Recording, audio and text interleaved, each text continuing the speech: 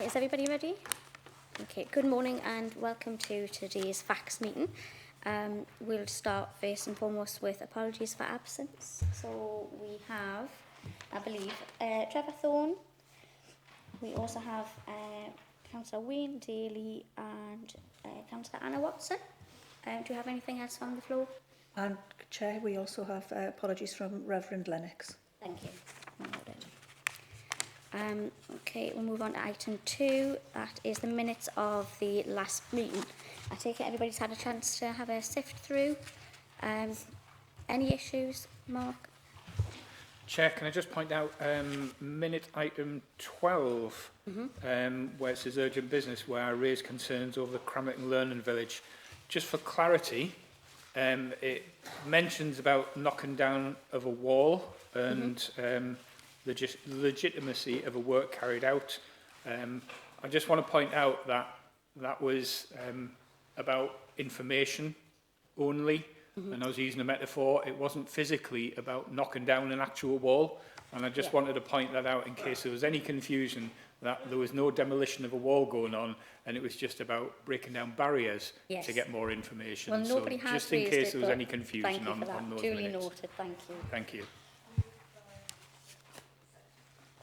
Sorry, what was that? Thank you.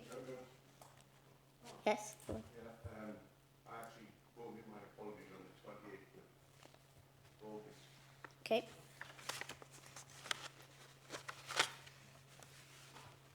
What was recommended?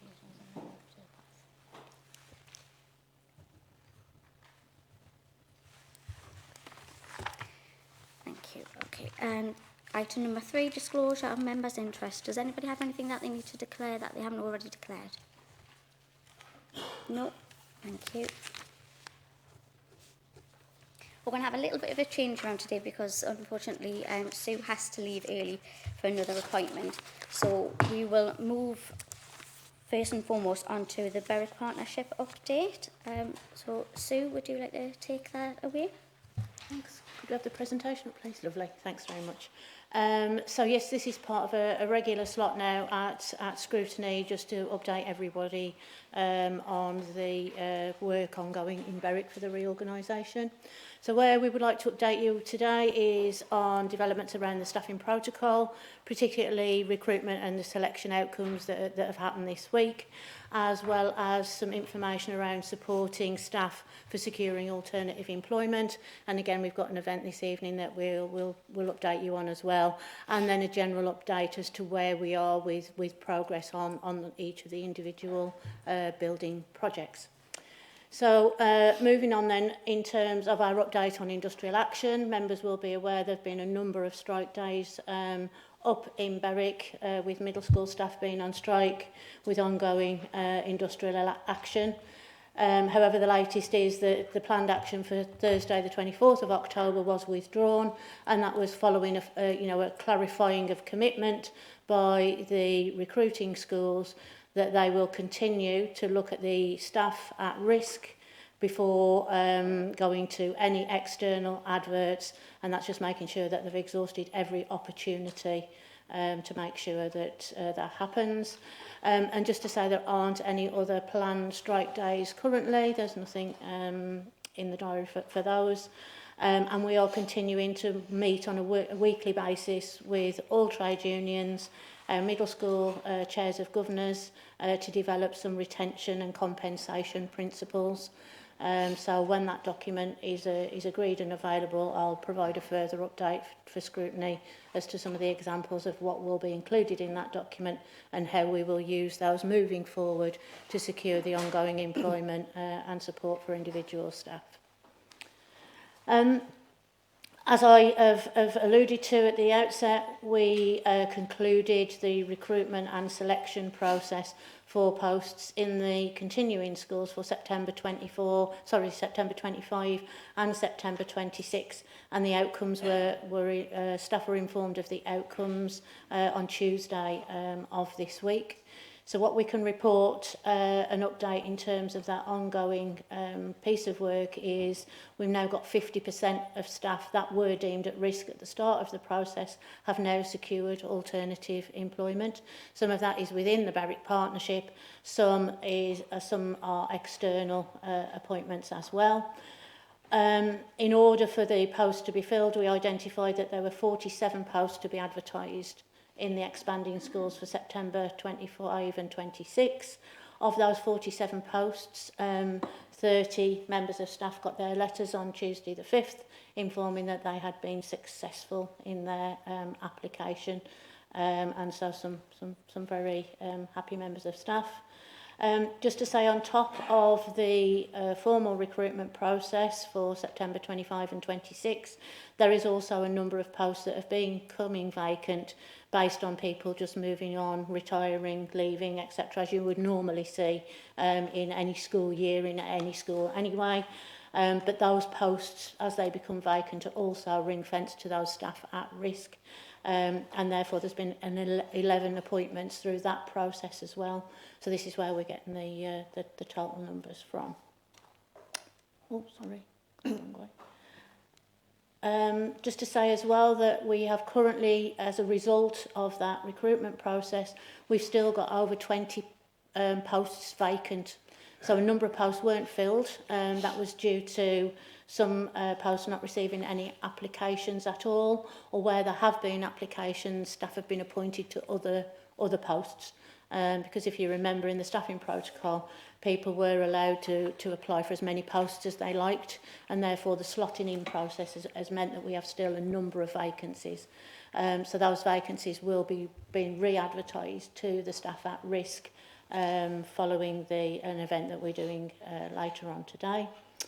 As I've said there as well, on the second bullet point, 20 staff that did apply for posts were unsuccessful in this current round of appointments, but they will continue to be part of that pool of at-risk staff, and they will be supported through their contact officer. We did have 47 staff identified that are at risk that haven't engaged so far in the recruitment process. This does include those staff where there wasn't suitable alternative employment. So, for instance, there weren't any head teacher vacancies or senior leadership vacancies, and therefore there wasn't any suitable posts for a number of staff to apply for. There were a pool of staff within that 47, however, that we felt there was suitable alternative employment for them. And we did write to them and encourage them to apply for the post where we felt there was suitable alternative. Only one person engaged in that, and that person has actually been successful in being appointed as well. So there's a number that haven't engaged in the process too. Sorry, I keep pressing the wrong button. Obviously, that does leave us a pool of staff now, just over 65 staff that remain at risk. So as I've already said, everybody received a letter on Tuesday. The staff that were successful, the staff that were unsuccessful, and those that hadn't engaged in the process so far. For the staff that weren't successful and those that hadn't engaged so far, they've actually been identified a contact officer. That individual officer will support the staff in the next steps and really over the next 22 months in supporting them finding suitable alternative employment. And that's probably a little bit more wider than the Berwick schools. We will look more broadly across schools across the whole of Northumberland, as well as some external opportunities, including working for the local authority as well. There is also support for training and development for the individuals. Again, a number of staff have expressed an interest in probably not continuing in the education field, but are looking for other opportunities outside, not necessarily within education. So again, we'll be supporting them around other vacancies that are available, as well as training opportunities to support them with their future aspirations. Later on today, from 3:30 till about 7ish tonight, we're running a job stroke careers fair for those staff that remain at risk. And again, there's just a list there of the number of employers and teams across NCC that will also be there to give some advice around career development, jobs, etc. I think this is the first time we've done something like this across school reorganisation. So really interested in the level of support that we've received for people to attend. Again, you can see obviously Northumbria Healthcare Trust as well with a new hospital opening opportunities that might be there. So we've tried to cast the net far and wide. We'll see how successful it is as to whether it's something that we actually repeat as well.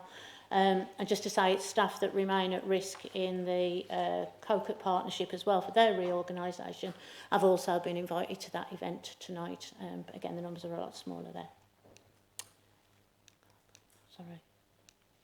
In terms of a buildings update, more generally then, you might be aware that Cabinet on the 8th of October approved a further increase in the budget for Berwick.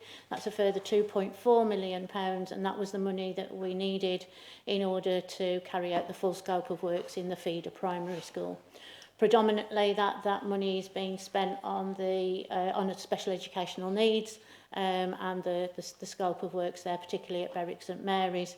That fully integrated SEND unit alongside mainstream is taking some considerable amount of that money, as well as some increases in scope and changes in costs. So that does now take the overall budget for the whole reorganisation to Berwick at 50.225 million.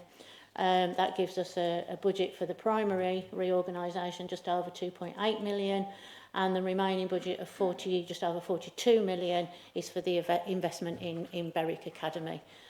So that's really helpful in terms of being able to move forward and ensure we've got all the structures in place that we need for September 2025. One of the things I reported at the last meeting was the delay that we'd had really in discussions with the DFE, and that was having an impact on us completing the outline business case for Berwick Academy. So just to say, those discussions are continuing with the DFE regarding their capital contribution to the project, but these have yet to come to a conclusion. And just a reminder, we are asking the DFE to cover the backlog maintenance costs for Berwick Academy, which we're estimating to be in the region of between 11 and 15 million pounds. That is very similar to the project that we did at Hexham, where the DFE made a contribution for the backlog maintenance. The reason why we're doing that as a local authority, as they are an academy, that liability lies with the DFE and not with us as a local authority, and therefore it's the principle of meeting their current need that we want them to meet. So there is a clear rationale and a model that we've used before to request that kind of contribution.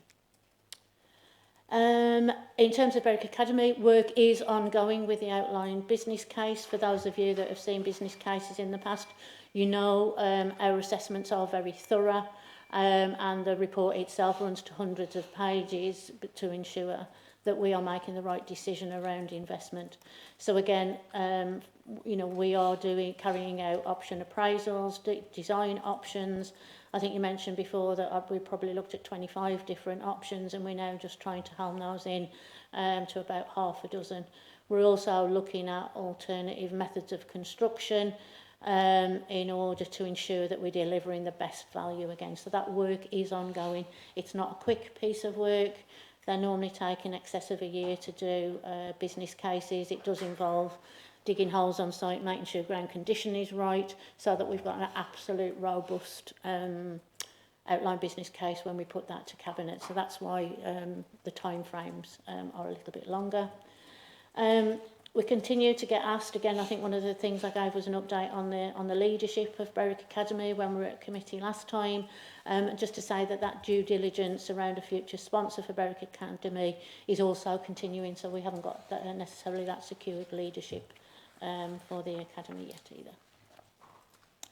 In terms of the individual schools then, just a little bit more detail on the individuals rather than the overall that I gave at the beginning.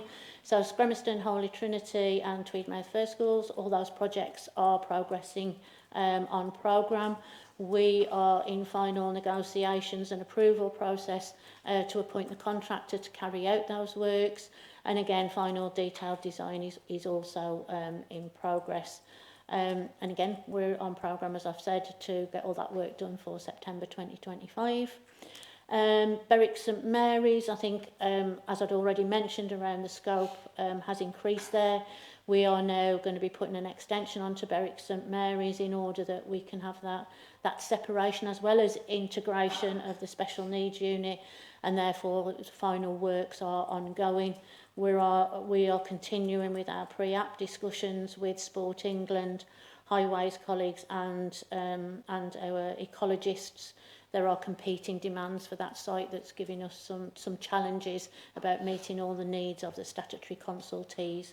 But we are hopeful that we'll get that planning application in December, and we will look to start on site in spring, which is probably the best time scale for Berwick, rather than starting directly after Christmas.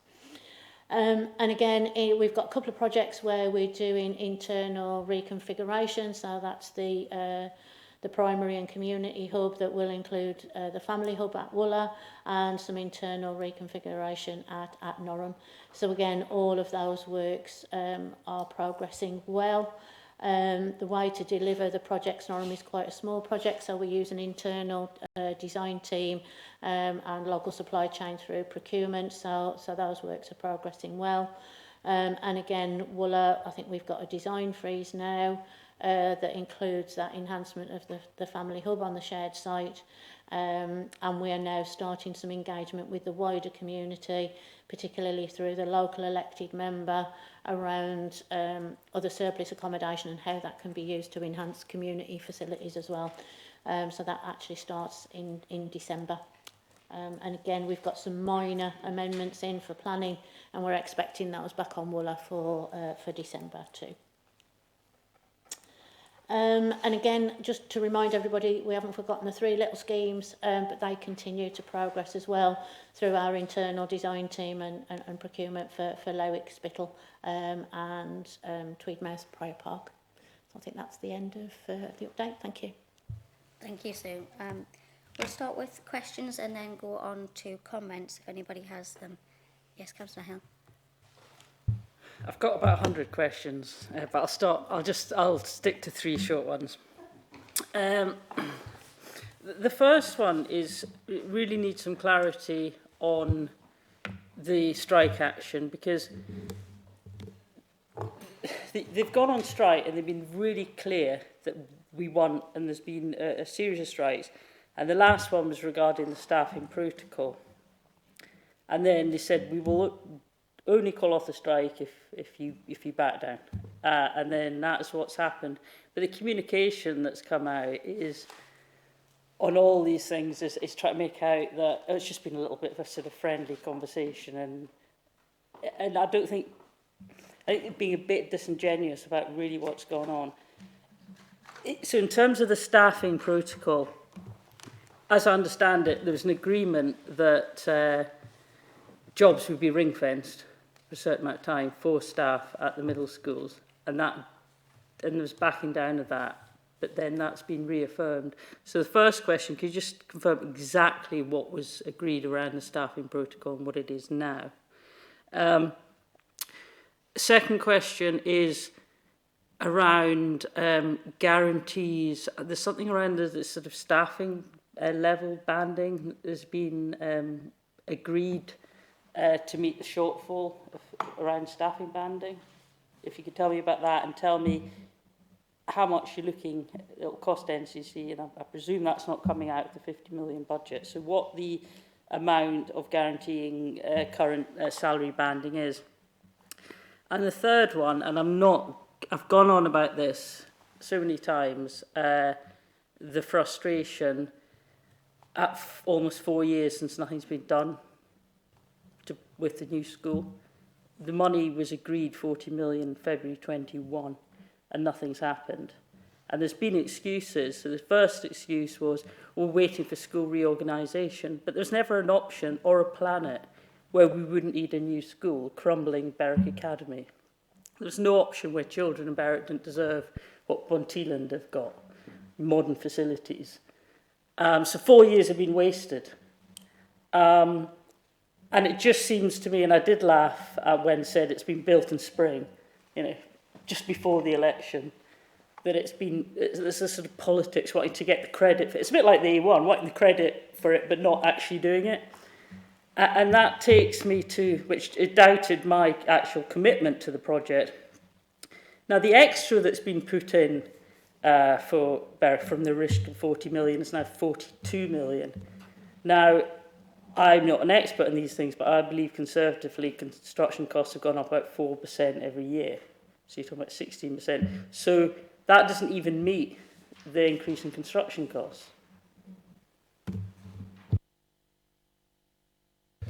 Right, so starting with the staffing protocol and the things that have changed, there has been one amendment to the staffing protocol in the timeline, and that was for staff that haven't been successful on the 5th of November. The next steps would have been that the schools themselves could have gone out to an external advert for a fixed term contract only, to those appointments. So what we've agreed with the unions is that we won't go to that step. We will do another internal advertisement to staff at risk only, no external post at all. That is the amendment that we have agreed, and we will be starting that process, as I've said, after today's jobs fair. And we're just to agree the timescales when we meet with unions and colleagues next Monday in terms of the recruitment process and when that will happen. So that is the amendment that we have made to the staffing protocol. Just to be clear on this. Yep. So that is a concession made, and Yep.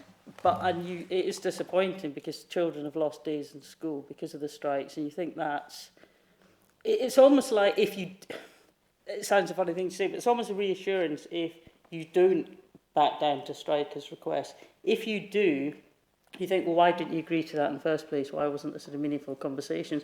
And surely that ring-fencing jobs was tied into the original protocol that was agreed and communicated to the staff in the first place. Absolutely. So the amendment didn't amend the original. It's just honouring the original protocol that you're doing. Yeah. So why didn't you do that in the first place? Well, we were. There was no change. I think it's people's understanding of the process has become clearer as we've had the discussions and the negotiations. The spirit of the protocol has always been to appoint staff at risk to the vacant posts, and it's the understanding around that we have been meeting weekly, if not twice a week, with union colleagues to fully understand what lies within the protocol and what is possible. There are some other discussions, and I think you've picked up one point there around salary protection, and again just making that very clear to union colleagues and staff in the schools at risk is around that level of protection and where it would be funded from. Chair, if I may, can I just look for one assurance, and that is that we're not going to be in a situation again where they go on strikes and then they call off because you agreed to something that could have been agreed before the strikes. Can you give that assurance? We can only speak on the assurance of the local authority, not from the unions. But your assurance is from our point of view, we believe we've provided clarity around what already existed. So I think what you're asking, Councillor Hill, we've done anyway. It's people's understanding of what it means.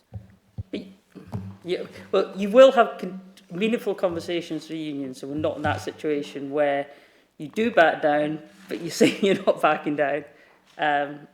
But please, so we don't want that situation again. Oh, no, children who've had very great disruption. Thank you, Chair. I'll just say a couple of things, and then probably David would like to say something. But I think I need to really be clear that there has been significant, meaningful conversation with unions, significant amount of time. And as Sue has clearly said, what we have done is helped everybody to understand the protocol and process. This is agreed with all of the schools in the partnership and being discussed, negotiated. The team have gone backwards and forwards between union, chairs of governors and head teachers and ensured that ultimately the document provided has met the needs of all. So I wouldn't want anyone to think that there has not been meaningful or insignificant consultation, discussion, conversation. Routinely, 2 to 3 times a week, they have met. Several conversations throughout the week. David, you might want to come in and provide some specifics. Yeah, I mean, our position in terms of trying to coordinate with the schools, who are the employers, and trying to get the absolute best deal for the staff that are at risk. From day one to now, today, we are working as hard as humanly possible to try to secure permanent employment for all of those staff who are currently at risk. To date, we've recruited 50% of the at-risk staff. So that's hot off the press really on Tuesday. The information went out to staff. We've now got 22 months left to try to ensure and secure permanent employment, appropriate permanent employment for the other 50%. We know we've got 20 vacancies right now, and we need to work with the staff at risk to try to match up the correct staff into those posts. And we also need to work with any staff that maybe have different long-term plans beyond the 2 years and work with them to try to secure the best deal for them, actually. So we share so many of the union's aspirations, and we continue to work them as closely as possible to keep our communication up and running, to minimise the chance of risks and also minimise the anxiety that's understandable amongst those staff that are at risk. Many of the team have been through similar reorganisations themselves, so we do have personal experience of what those staff are going through at the moment. But we also know through other coordinating reorganisations that as we recruit staff to those permanent positions, the level of anxiety is reduced and people become more secure with their future, and that is absolutely what we're targeting to do now, at the start, in the middle, and right to the end. It's just finally to say, I mean, I know it's very difficult, it's notoriously difficult and fractious and passionate area, but you know, there's so many teachers and parents that are deeply unhappy, and the mood is, you know, I sort of want to try to help as well, you know, as a local councillor, but I know that there's people talking about the level of sort of protest that would make the hospital campaign seem like a teddy bear's picnic, and I just think it isn't easy. There isn't much trust, I have to say, and I'm not saying that's completely fair, but and obviously having the jobs fair, etc., maybe shows that you move in that direction to do all you can to build that trust and relationship, because it is quite a volatile, possibly too strong, maybe not, the sort of feeling with, you know, parents and the wider community, and it goes back. It would, you know, if all this was going on and people themselves, you know, they were seeing the new school being built. It's not all just about, obviously, but it doesn't solve all the problems in education. But it would, I think that would have really helped. And the fact the same want new school and wasn't agreed 4 million and all, sorry, 40 million 4 years ago, nothing's happened. And I'm sure you are, but please do all you can to build trust in the relationships. Because there's, and some of it is to do with broken education I mentioned yesterday because of COVID, which obviously isn't anyone's fault, but they feel, and the children that hit at the time of the transition. So some of it isn't, you know, the passion and frustration is not fault or out with our control, but just please do everything you can. I think to build just before we trust. close this down, or do you wanted to chip in? So Yeah, I think Councillor Hill, you have our commitment, you know, exactly everything you said. We recognise, understand, support, appreciate, as David has said, the difficulty there is both for individuals within process, but actually the community, parents and children who are impacted by that. In terms of focusing and making sure this is as it should be, it's a commitment from the team, and, you know, Sue, for example, and the team thinking about that, the kind of 4 years and nothing's been done. So we are rebuilding 3 partnerships at present. So, you know, Astley's going up on a day-by-day basis. Councillor Bowman and Councillor Chicken, their particular areas. The COCA partnership development work is there, and Berwick was always the third project in terms of that timeline and moving along. So actually the process to ensure, and if you remember when we started those very initial conversations, it was about ensuring that we could have overall facilities, buildings, whatever that looks like, but the model to meet the needs of more children in Berwick. Because we knew that too many children at that point left the Berwick Partnership to receive their education, and it was really important that we got that right, and therefore to get that right helps us to be able to shape and develop the buildings. Sue will have to comment about the extra little bit that added on around the specifics, but I'm going to say without looking at Sue that they will have done the technical specifications with our project architect who is working in that area, and know that the costs have been built, and as I understand it, they are the additional rising costs that have been built into that. But I will ask Sue to just make sure that I have said the accurate information on that. Just to come back on a point of clarity, really, just to make sure that we're clear about the numbers that we're talking about. So if you remember, and you know, the final decision before reorganisation did come here to fact scrutiny. Within that report, there was a table that set out what the indicative budgets for each of the reorganisation projects were likely to cost. If you look back on that report, you will see that the allocation for Berwick Academy, not the wider partnership, Berwick Academy was 35 million. What I've reported today is that has increased by just over 7 million since July 2023. So whilst I understand, Councillor, you're talking about the overall budget and when that was put into the medium-term financial plan during one council meeting, you know, probably 4 years ago, yes, that was a discussion at full council that meant the funding found its way into the medium-term financial plan. But like many schools, Astley, for instance, was probably in the council's medium-term financial plan for many, many more years before we've actually seen a spade in the ground, because of the work that we need to do to ensure that we've got a financially and educationally viable project before we actually move forward. I just want to say, so we are keeping up with inflation, and the budget has continued to increase 3 or 4 times. That gives us that additional 7 million to what it was in July 2023. So it is moving. And the overall budget for the whole project now, as I said at the outset, is over 50 million. Okay, thank you very much for that. Are there any more questions before we move on to statements? Yes. Thanks, Sue. It's clear that a lot of work's has gone into this after following our scrutiny questions and the follow-up with the jobs, and I really appreciate the follow-up with the unions. I think it's very clear that you're working very hard. The jobs fair sounds amazing tonight, and you're clearly trying to handhold a community through this. We've been through, I say this just to reassure Councillor Hill, Hexham got through there, they listened to us, they held our hands.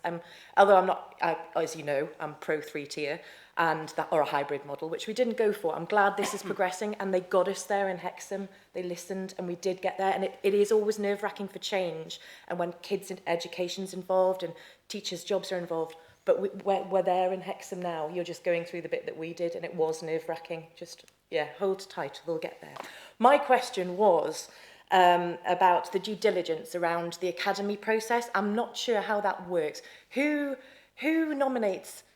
Is it a tenure? Do people come up for bids? I just don't want another Bright Tribe, Hayden Bridge situation again. What are the criteria for that? And yeah, what factors do you measure on who takes over the tenure of the academy? Back. Anybody else can chip in if they want. We don't get any choice in that as a local authority. That'll be the regional schools director that will broker and negotiate a sponsor for an academy. I think we've probably had 3 different academy trusts do due diligence on Berwick Academy, and there is still a trust ongoing in their due diligence. Due diligence means that as an academy trust, they need to ensure that a school is educationally viable, is financially viable, because actually the responsibility for any deficit or any drop in performance of a school clearly lies with the trust that would sponsor a new school moving forward. So again, this is not a decision that is actually made overnight. There's quite a lot of work that needs to go into it. There are also elements potentially of financial negotiation with the Department of Education as well. So in the old days, you always used to get a grant when a school became an academy.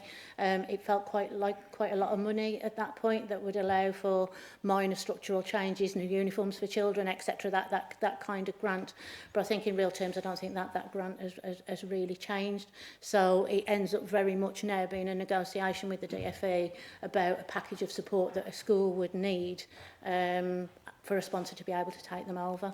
And again, that's not specific just to Berwick as well. You know, we've obviously had other, that's normally the negotiation that happens, that really very often we're not party to at all as a local authority. Okay, thank you.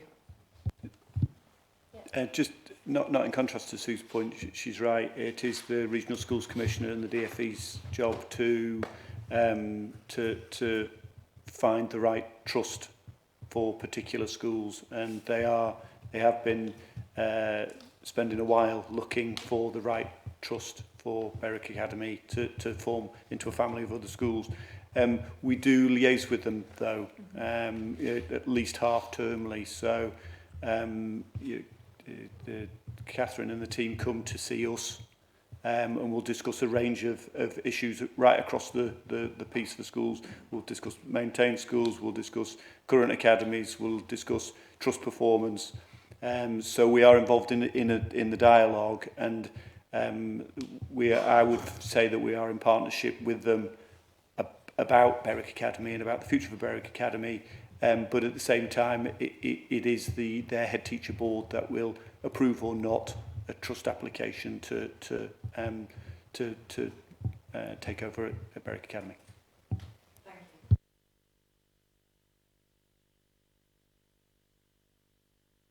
Thank you. There was other hands, questions first, and then I'll come back to you, Lynn.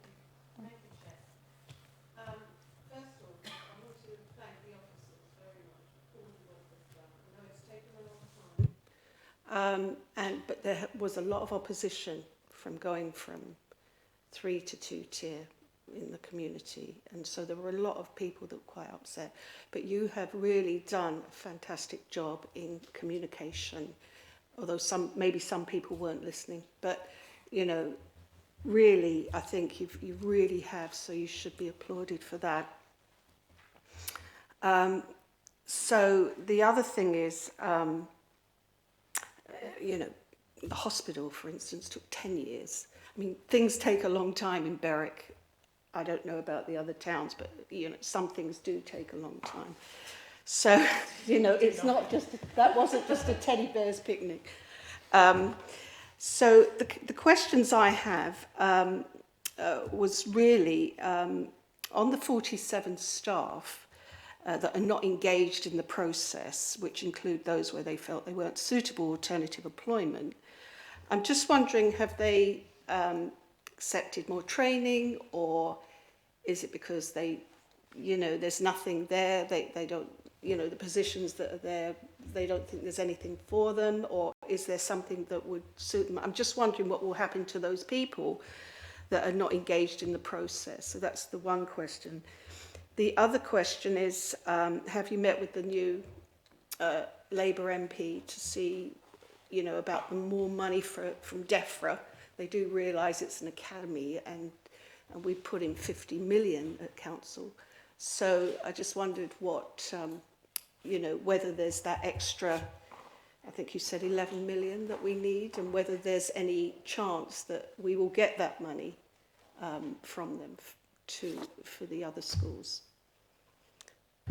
What was the other thing? Yeah, I think that was it. Thank you, Councillor Seymour. So a couple of things.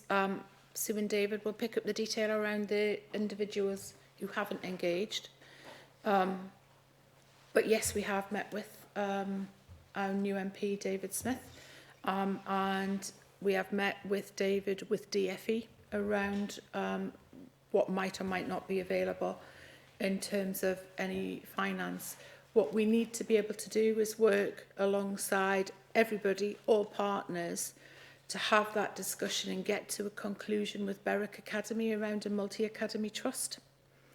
And then that is giving us time. We've got a new government, and so we haven't yet got all of the processes and formula and policy finalised. So to some extent, we are all awaiting those outcomes to be able to take us to the next steps. But yes, we have regular dialogue with our MP. We have given him a lot of clarification around points, factual information, not our perspective or viewpoint. Simple facts have been provided that are there in the public domain. Nothing changed around that. So we have given that. And colleagues may want to pick up. David, do you want to pick up around the 47? Yeah, every one of those 47 been, as of this week, allocated a key officer who's going to support them in their next steps. And their next steps really broadly fit into three possible opportunities. We've got ongoing recruitment. We still have 20 vacancies right now in the Berwick partnership for 25 and for 26. Retraining, and we've already requested from all of the at-risk staff information on if they do have aspirations into other career pathways or other educational career pathways that are not teaching or support staff, the role they're in currently.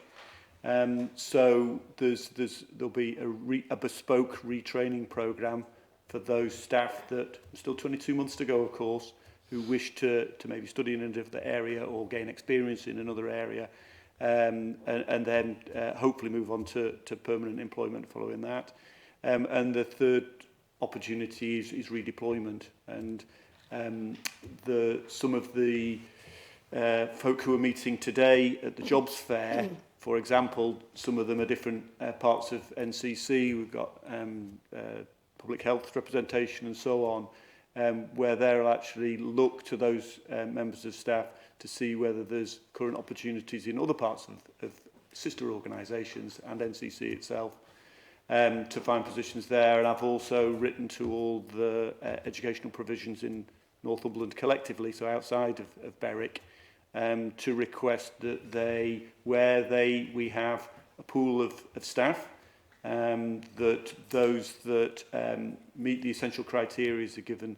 I'm requesting that they're given guaranteed interviews to any posts outside of the Berwick. They've already got that guaranteed interviews and closed interviews at the moment within Berwick, but want to extend that beyond into the rest of Northumberland.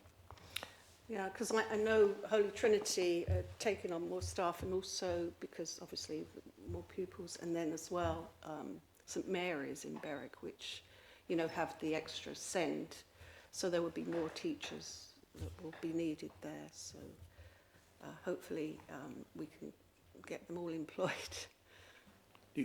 Everything is about that absolute goal of permanent employment for all the at-risk staff. We've got 50% in place now. We've got 22 months to secure suitable permanent employment for the others. Okay, thank you. I'm sure we'll get an update as that goes on. Yeah, wonderful. Were there any more questions? Just one. Yes. Yeah, it's just following on actually. Is there any legal obligation from the government to make that contribution that you've obviously been in discussions with them? And given the fact, I know it's a new Labour government, but I was around when the last new Labour government came in, and of course the mantra then was education, education, education. And money very quickly poured into schools, and there was the rebuilding, there was the huge expansion of IT, etc. But certainly following on from the budget, you would get the impression that money is not sloshing around. So therefore, if there's no legal obligation, if they continue to drag their feet, could that possibly put you as a local authority under pressure with this project? Because I mean, you're talking about a sizable amount. I mean, percentage wise, if it's 50 million and you're talking about a contribution of 15 million, then that's getting close to a third of it. You yourselves are under financial pressure, so how long can this negotiation go on for without you feeling you're not getting anywhere? And given the fact as well that you mentioned that you had a contribution for Hexham, that was a Tory government supporting a Tory council, which one hears money gets more readily available to authorities with a similar colour. Does that again have you a little bit concerned? You're correct, there isn't any legal obligation for the DFE to join the project and give us a contribution. What the DFE's legal responsibilities lie around the backlog maintenance and making sure Berwick Academy is safe, watertight and is able to educate their children. What we're saying, without this investment, that they would be in a position where they've got to invest anyway. So we're trying to convince them around a spend to save option, like they did at Hexham, because it's driven by not political parties, but based on building condition need. And we've obviously got a formula that we worked with the DFE when we calculated the contribution that they gave to Hexham. We want them to look at that again. We're not just saying just give us £10 million because we've dreamt it up. We've absolutely, you know, we've got the evidence that lie behind that, just to say actually this is your responsibility. I think where the department are currently struggling is that there isn't a route currently available to them just to give us the money as quickly as we would like it. We are working with them on an opportunity to develop a route to make that contribution. And as you know, in a government that has just changed, there are lots of priorities, and therefore the priority for an investment in Berwick is probably not top of their list. What I will say is that the local MP's ambition and the amount he was talking about was double what we were asking for. So hopefully, you know, some support there that we've got. You know, from the previous MP as well as the new MP, hopefully that will stand us in good stead to get some form of contribution. But you're right, it will come to a point where we as officers will go into a committee and say, this is what it's going to cost. This is what the commitment is. We've gone forward, we've done everything that we can in terms of negotiation, looking at the most cost-effective option that delivers the right quality of education for Berwick. And officers make recommendations, elected members make decisions, and that'll be the point we'll get to in the coming months. Okay. Councillor Swinburne. Thank you, Chair. Just harking back to something Councillor Seymour said and what has been mentioned, I do have a concern when you say that there's 47 people who haven't engaged, and concerned why they wouldn't. But I'm pleased that next steps are being put in place, and I hope we can support them into finding something that they find suitable. For all the work that this has taken, you know, even so far and moving forward to make this happen, I'm pleased that this authority is involved in this process, and that regarding the Berwick Academy and the help in many aspects of this, because if we weren't involved, there'd be a genuine concern, as we've witnessed, that certain aspects might not be covered, specific safety aspects and things like that, and the involvement of this authority makes sure that these things do get covered. One of the questions I wanted to ask, can I just check, you mentioned about the OBC, then narrowing it down to 6 options. So I've got experience elsewhere in OBCs going to government.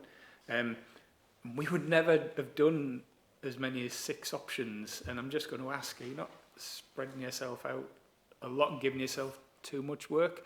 And I know it's great to have as many options as possible, but we would never have had as many as 6 options. So I've just got a concern that you're making a lot of work for yourself.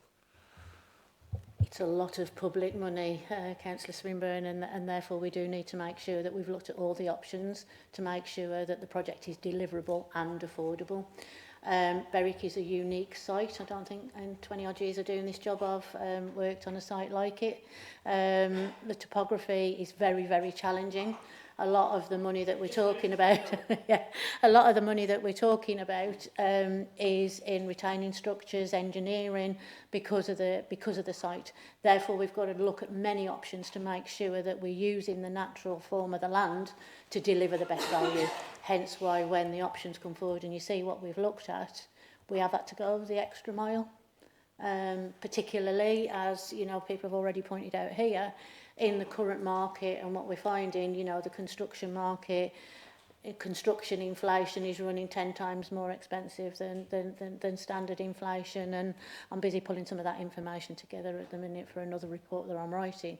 So we have absolutely got to go to the ends of the earth to make sure that the council's making the right decision. So that's why there's as many options as there is. Is that all, Malcolm? Yeah. Wonderful, thank you. Final call for questions. Okay, Mrs. Horton, I think you wanted to say something. Yeah, I've been asked to just make a statement on behalf of the trade unions. There's obviously been a lot of discussion this morning around the strike action that's been going on, and what my colleagues who are working closely with yourselves have asked me to put forward is that, contrary to what has been said so far, yes, there has been a withdrawal of the strike action for the moment, as we are now at a point where we are engaging in normal industrial relations and negotiations. We're at that point where we're able to do that. And it needs to be made clear that we actually have already secured another massive mandate, because obviously there is a timeline for industrial action ballots, and they do have to be reballoted to make over every 6 months. And as a result of that, we do have a massive mandate in the Berwick Partnership to continue with the strike action if the positive industrial relations that we now have with the local authority fall below what the membership are expecting. The trade unions are disappointed that it has taken considerable numbers of lost days for the children to get to the point where we're able to have this dialogue, and we would be expecting the local authority to be reflecting on what did go wrong, what could change in terms of any future reorganisations, and what would happen, what could we do differently, because there undoubtedly will be a next time in terms of reorganisations, because there is a fall in birth rate. There is going to be a number of surplus school places, and I know we've talked about that in different meeting situations about sufficiency planning. And something that my colleagues have asked me to share is that we would like noted that if there is any further reorganisation, that the protocol, because I know this is the second time that there's been a protocol, the Co-Kit Partnership and now the Berwick Partnership, that we almost have like an off-the-shelf standard protocol that's agreed with all of the trade unions before it goes to the head teachers, because there is a lot of unhappiness within the trade union movement that the staffing protocol was done with the head teachers and it was signed off by all of them, then came out to negotiations with us. And we would like to have been part of that process initially, so that there is something that's already agreed as a standard protocol with all partners, if and when there is another reorganisation that needs to take place. And in response to what, David, you were talking about in terms of the reorganisation and the redeployment, it is nice to hear that, you know, we are looking at all of the potential options to make sure that all of the staff who are still at risk do have an opportunity for redeployment. But I would like to think that when it comes to that redeployment, the location of the jobs would be considered. For example, Berwick to Hayden Bridge, where there is a significant staffing issue, would not be an appropriate redeployment. for members of staff to be travelling without some form of remuneration to support that if it was something that they wanted. But as I say, I'm not directly involved, but I am the spokesperson at the committee, so I've just been asked to pass on some of our points. And Sue, the question that I was asked to ask you was, what would you potentially do differently, and what can you do differently as an organisation in the event of any further reorganisations? Okay, thank you very much for that. I think Audrey's going to say something and then we'll end that. Thank you for that. Just a point of clarity, I think. The protocol has existed for 18 years, so certainly precedes my tenure here at Northumberland. And you're right, so I guess coexistent is the COCUT staffing protocol. Previous to that, there have been numbers of reorganisations where the protocol has been the same all the way through. So for 18 years, this is the first time that there has been significant issue with the protocol. We'll certainly take away and consider what has been said, but I think I need to be clear that the protocol actually belongs to the schools, and therefore the schools have to determine what is written into the protocol, and then we take it forward from there. And actually all of the decisions and all of the changes in wording that have occurred have been as a result of suggestions backwards and forwards between unions and schools. So just to be clear that this exists, has been used on many occasions. You're absolutely right. So nationally there is a reducing birth rate. That isn't suggesting in any way, shape or form that there are multiple reorganisations ahead. We would always look at that, and in fact the school organisation team are always looking at admission arrangements, and we review that on an annual basis. Do we need to make changes to school pupil admission numbers? And that detail is done on an annual basis and will continue to be. I don't see any change in that. Thank you. Thank you for that. That is everything. I believe, Sue, you needed to leave. Very quick. And were they all on strike, or was it? And just wondering. I don't know. The grand total of unions would be two that are involved in the strike. NEU and the NASUWT. They do represent the majority of the teachers within the middle schools. So, you know, but there are other unions with multiple other staff in, support staff, etc. And they've not been taking any industrial action. Is that everything? Okay, wonderful. Thank you for that. Sue, do you want to make your leave? Thank you very much for today. Okay, we're going to move on now to item agenda 4. We had to change things up a little bit. So we now have the annual representation report 23-24, and that will be delivered by James. Thank you, Chair. My name is James Hillary. My day job is complaints from adult services, but unfortunately you'll probably be used to seeing Karen Willis, who's away at the moment. So I'm just covering for her today, and here to present the annual representations report 23-24. The report itself covers complaints that we've received, as well as some compliments and other general inquiries related to children's services during that year. Essentially, those kind of categories, if you like, of contact form, I suppose, feedback that we receive in relation to children's services, whether that's in sort of education or whether that's social care. The report itself as well outlines the different processes that we use to handle complaints, as well as how we log and feedback on the other contacts that we have.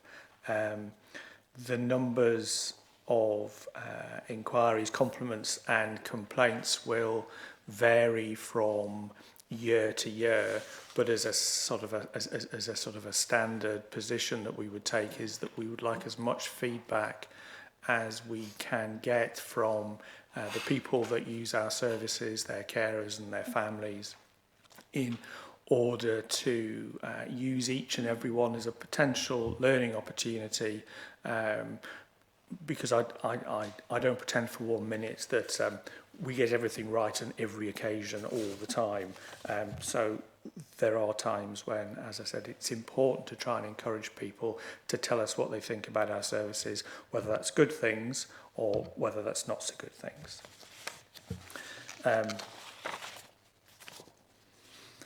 As I said, those numbers may vary from year to year, and we've broken those numbers down between the different processes that we use, as well as whether it's social care or whether it's education and skills. They, in terms of complaints themselves, the statutory guidelines tell us what kind of process is expected, and there's a description of that within the report itself, as well as the different stages for that statutory process.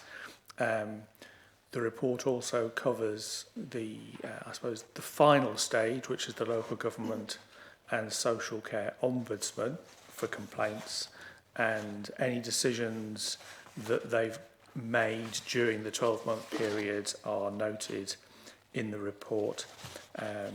And similarly, the types of categories that we might use to give us a general idea about sort of themes or issues of importance are noted as well. And I think an important part of the complaints process, or indeed the inquiry process as well, is to I suppose, learn from people's experiences of the things that they tell us about how they've used our services, and the things that they feel were good, as well as the things that they perhaps feel weren't so good.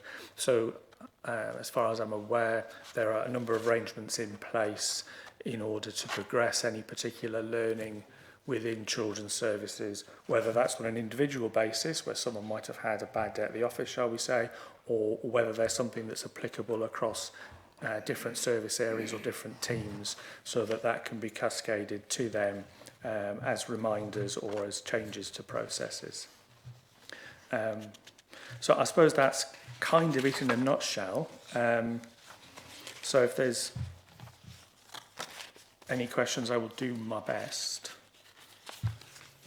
Do we have any questions on the floor? Yes?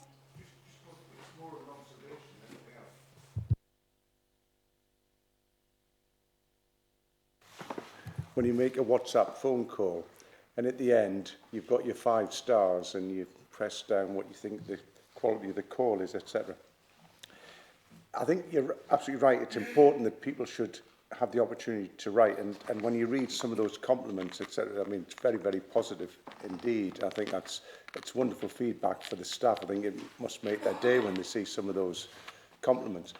But at the same time, a lot of people haven't got the time, or they think, oh, well, I'll do it later and what have you. Whereas maybe on your e-form, maybe something like your 5 stars, just a press. And then obviously people, if they then want to write specific compliments or develop whatever the theme might be, they can do it. But I think in something like the world we live in now, if you've got, in the end of the year, 4.7, then everybody understands what that is. In other words, you're doing a really good job. No, I mean, it's an interesting idea, like Trustpilot, for example. Or whatever. I mean, as I said, I'm wearing a children's hat today, but just taking that off and putting an adult's hat on, I know adult services gets a higher proportion of compliments, and that's mainly because they give people things, whether that's equipment or adaptations and things like that. Children's services, I think, is a much it's a different, entirely different kind of service, and there's an awful lot of child protection, and there's an awful lot of sort of direct work and involvement in very difficult and challenging situations. So whilst that's an idea I can take away, I wouldn't want to say yes or no to it, and I'd much prefer... I wasn't thinking it No, to no, no, replace no, anything. I thought an addition to the opportunities for feedback. That was all. Just no, absolutely. Given No, it reflects it's, the world we live in. That's the point. No, and it's absolutely. easily understandable. That's the point at a glance. No, absolutely. No, I mean that's. I shall make a note of that and take that forward. I guess just to put it into context in terms of the number of complaints, we're actually, I think, as of last week, working with about 1,950 families. So to have only had a total of 89, and I think, I'm not sure how many is involved in terms of education, because we will add on to that. To get in total 89, you know, complaints, I think is really positive, as was said by James. We absolutely work to learn from those complaints and to look at them. Head of Service, Vicky McKay, is currently building into our quality assurance process how we have events to take that learning away, how we actually then embed that learning into our practice and what we can do to really strengthen this area. And I think just to note as well on some of those figures in terms of the years, I think probably for a number of local authorities during the pandemic, and during those lockdowns, there was a reduction in complaints that came in. And then we did see, coming out of the pandemic and things returning to normal, probably a bit of an increase in complaints as well, just because of some of the things and the levels of complexities that were happening within families. So it's an area that we are working really closely with our colleagues in the service to look at and have within our processes. Yeah, I'd just add that I think as a proportion, it's something like sort of, in the report it's less than 2%. I kind of worked it out about 1.1%. So it's a very low proportion of people that go through the complaints process. That's not necessarily to say that 99% of people are really, really overjoyed, but it does indicate that when people raise concerns or issues about the service or their involvement, that those are resolved at a local level, which I think is important.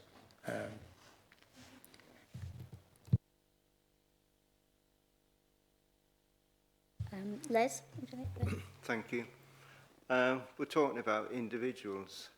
I know the diagrams here are about numbers, the level of the percentage, but we're actually talking about individuals. And thank you for putting some of the cases before us as well. And I can see that reading through some of the cases, it's quite difficult. It's not easy, and there's a lot of work goes in to resolve the matters, and the staff do work hard to bring it to a good conclusion.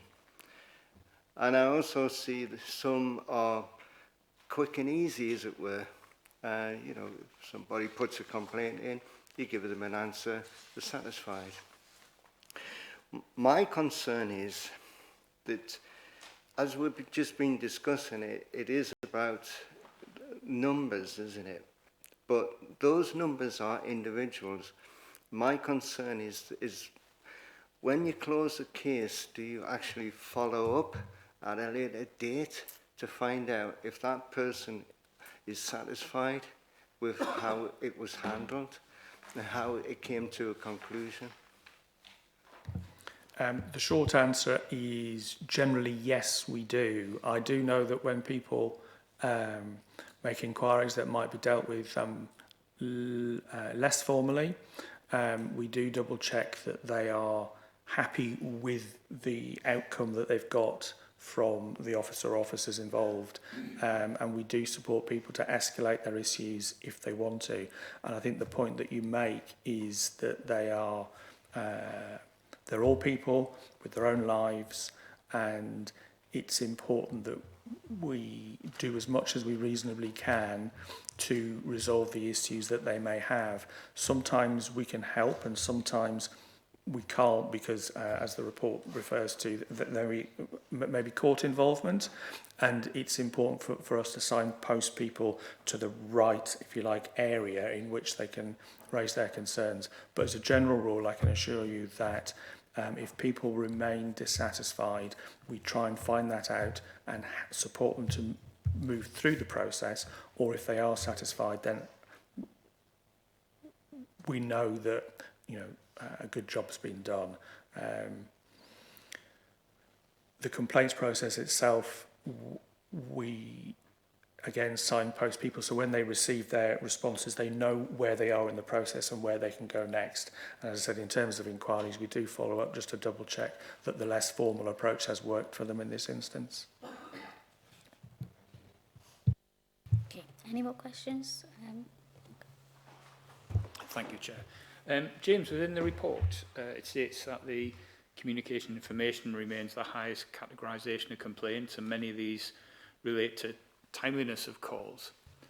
Just trying to clarify, is that because we're not contacting people back when we say we are, or is it just down to the expectation of people, you know, expecting us to contact them back at a certain time, when really that's not what we would do, you know? So someone expects someone to contact us back tomorrow, and really, you know, we've got 7 days. So I'm just trying to clarify, or is it a bit of both, sort of thing? I'd say it's a little bit of both, but there's an awful lot of high expectations out there about how readily available members of staff are. Yeah.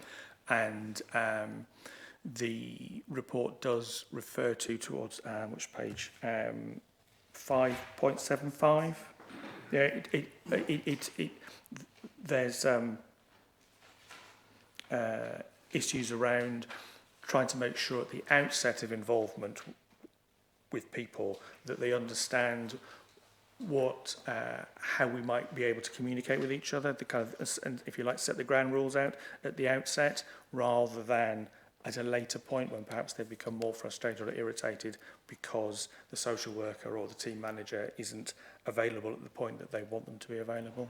Yeah, and I think that's very important. It's just setting those expectations on that communication point to say somebody will at this point, because as members we get it, you know, when, you know, say through Fix My Street, you know, where someone reports a pothole and they expect it to be fixed within 24 hours sort of thing, and then they're back on saying, why is it not being fixed? But it is just for someone to set those expectations to say it'll be 7 days, or, you know, after 7 days, something like that, so that someone's not saying, oh, well, I expected a phone call tomorrow, and then they're ringing to chase, because those chase calls or emails, etc., can start to create a further backlog and more problems. But thanks for clarifying. No, absolutely. Yeah, that's fine. I don't know whether there's any other from an operational perspective. Okay, any more questions? Yes, of course.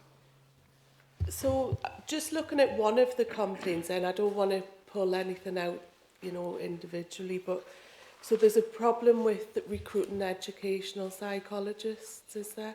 So are the council offering training to the teaching staff to maybe go into, you know, educational psychology and, you know, bringing that? Yeah, there's actually a quota for the training of educational psychologists nationally, which baffles me. I'm not quite sure why that would be the case when all the certainly northeast local authorities are short.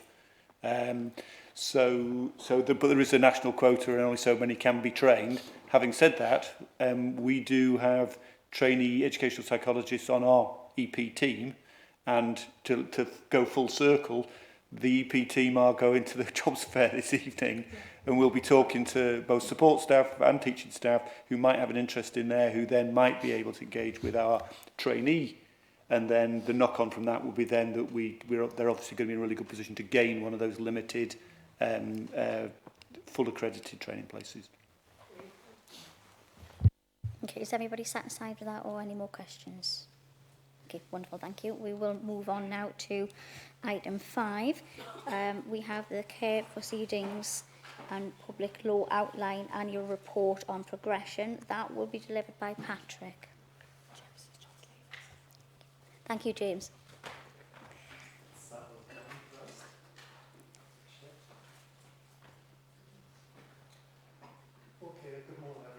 Thank you for the invitation to come along this morning to talk about the important work around care proceedings. So I'm going to talk around pre-care proceedings, actual care proceedings, and talk a little bit about the pre-birth team, and also talk about the importance of established positive relationships with the courts and with CAFCAS as well.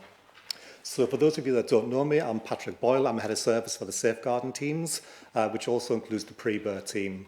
So the majority of the work comes from central, southeast areas around care proceedings. There's a very small number in the west and the north of the county and the pre-birth team, and very few in our county-wide teams, the Disabled Children's Team and the Northumberland Adolescent Service. And that's purely down to the nature of the work that we do with those teams and also the age of the young people within those teams as well. In the Adolescent Service, it tends to be the much older children where we don't apply care proceedings. I also chair our weekly Legal Gateway meeting and chair monthly legal tracking meetings for clear decision making and compliance around timescales. And it's really important that we do have those systems in place to prevent drift and delay and to achieve early permanence for children and young people in Northumberland. I think the other thing I'd like to say is that this area of work has been a priority for Northumberland for the last 12 or 18 months. Northumberland are one of the very small number of local authorities, regionally and nationally, that have achieved permanence for children within the national court 26 weeks timescale. The regional figure is 30 weeks and the national figure is 43 weeks. So we're achieving very well in terms of 25-week timescale for achieving early permanence for children and young people in Northumberland. It is something that we're extremely proud of. It was noted by Ofsted and contributed to the outstanding Ofsted judgment, which placed Northumberland in the top 15% of local authorities in the country as well.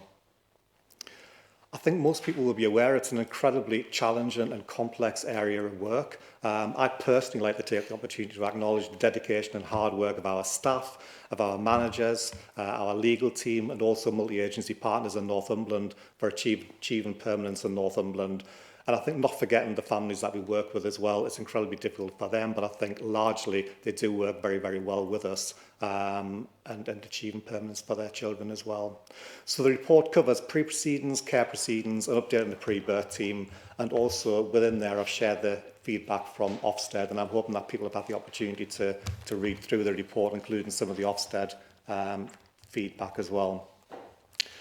I thought, first of all, it might be quite helpful just to share a little bit about the practice model and our approach in Northumberland, and also talk you through some of the terminology. So our practice model in Northumberland is signs of safety and signs of well-being. It's very much a relational model. All staff and most multi-agency partners have been trained in signs of safety, and I'm aware that Vicky, I think, attended some refresher training, I think, within the first month of joining Northumberland as well. So that signs of safety training is available to all staff, and including multi-agency partners as well, and it's a model that is fairly well embedded within Northumberland as well. So that model, we always work with the family and with their family network as well around safety planning, and also to explore alternative care arrangements where needed, such as grandparents, aunts and uncles. So this is always our starting point. We always start with the family, their family network, to see what options there are to support the family, but also when we're looking at alternatives, to make sure that we are exploring alternatives within the family as well.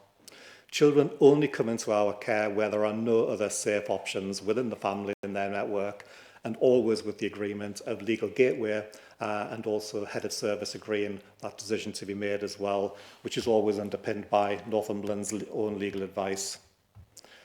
I just thought I would say a little bit about when we refer to pre-care proceedings. So it's usually for children that have been supported on a child in need basis or on a child protection plan for some time, with probably very little progress, possibly some drift and delay, or there might have been a significant incident. So pre-care proceedings enables parents to seek their own independent legal advice. It enables the social workers to kind of like complete the assessments, to front load the assessments, just in case we are looking to issue care proceedings. And it is often seen as a final opportunity for parents to turn things around with ourselves and with multi-agency partners. And a lot of the time, parents do. Looking at our conversion rate from pre-care proceedings to actually care proceedings is 39%, which is very positive, and it's very low when you compare that with some of the regional and some of the national indicators as well. In terms of the duration of care proceedings, we do try and keep that to a minimum. It's currently 20 weeks. Again, looking at some of the regional and national data, the regional average is 30 weeks and the national average is 43 weeks. So Northumberland are performing well in terms of the timeliness of pre-proceedings, but we are ambitious to reduce that even further down to about 12 or 16 weeks as well, so the families are supported in the shortest timescale available, and if other decisions do need to be made for the child, then we can do that as well. I've already talked a little bit about that conversion rate. When we agree care proceedings, it's usually for children that have been supported on a child protection plan or have previously been in pre-proceedings, sometimes on 1 or 2 occasions, and sometimes on 1 or 2 occasions with other authorities as well, so families moving around different authorities. It's usually when there's been little or no progress. We often might have a negative parent assessment or any other assessment, or there might have been a significant incident, particularly for a much younger child or a baby. So that's when we normally would issue care proceedings. It's interesting to note that the number of open care proceedings has remained fairly stable over the last 12 months as well. Just wanted to say a little bit about when we talk about achieving permanence for children. I think often people will think that permanence for children means adoption. It could be through adoption, it could be through long-term fostering, it could be through residential, it could be through special guardianship orders with family members, but it could also mean remaining or returning to the parents' care as well. So permanence isn't just about adoption. Sometimes that return to parents' care can be with an interim care order or a care order, but we would always seek to discharge that care order so we can close off our involvement and let the families get on if it's safe to do so as well. Also, just want to highlight that Northumberland also secure permanence for a high number of children with their extended families under a special guardianship order. We're currently 7th in the country and the 2nd highest in the region in terms of achieving permanence with special guardianship orders. Durham have more SGOs, special guardianship orders, but they have almost double the number of children in care compared to Northumberland. So that figure is very positive, and we'll continue to explore family options as well. Just have a little look at what's working well and some of the positive developments around this area of work. We have very strong relationships with key partners.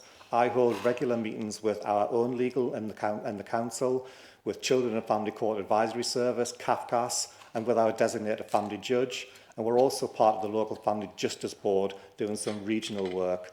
And it's interesting, we've had the same designated family judge for the last 6 years, and she's kind of like followed us through that journey from requires improvement to good to our recent outstanding judgment. And the courts are very, very positive about the work that we do in Northumberland. Last week I met with the designated family judge and CAFCAS. The feedback is consistently positive about the practice and also around our compliance with Northumberland County Council in terms of achieving early permanence for children and young people. The judge also fed back that Northumberland has very, very few short notice urgent applications, and I think that evidences the positive work, the collaboration that we do with families in achieving a kind of like voluntary arrangement with families before we enter into pre-proceedings and care proceedings as well. That's not the same for other authorities who do have a number of short urgent applications to the court.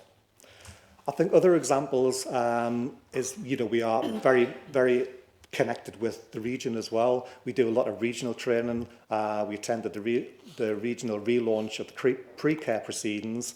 We've done some regional pre-proceedings work with Durham and a number of other authorities.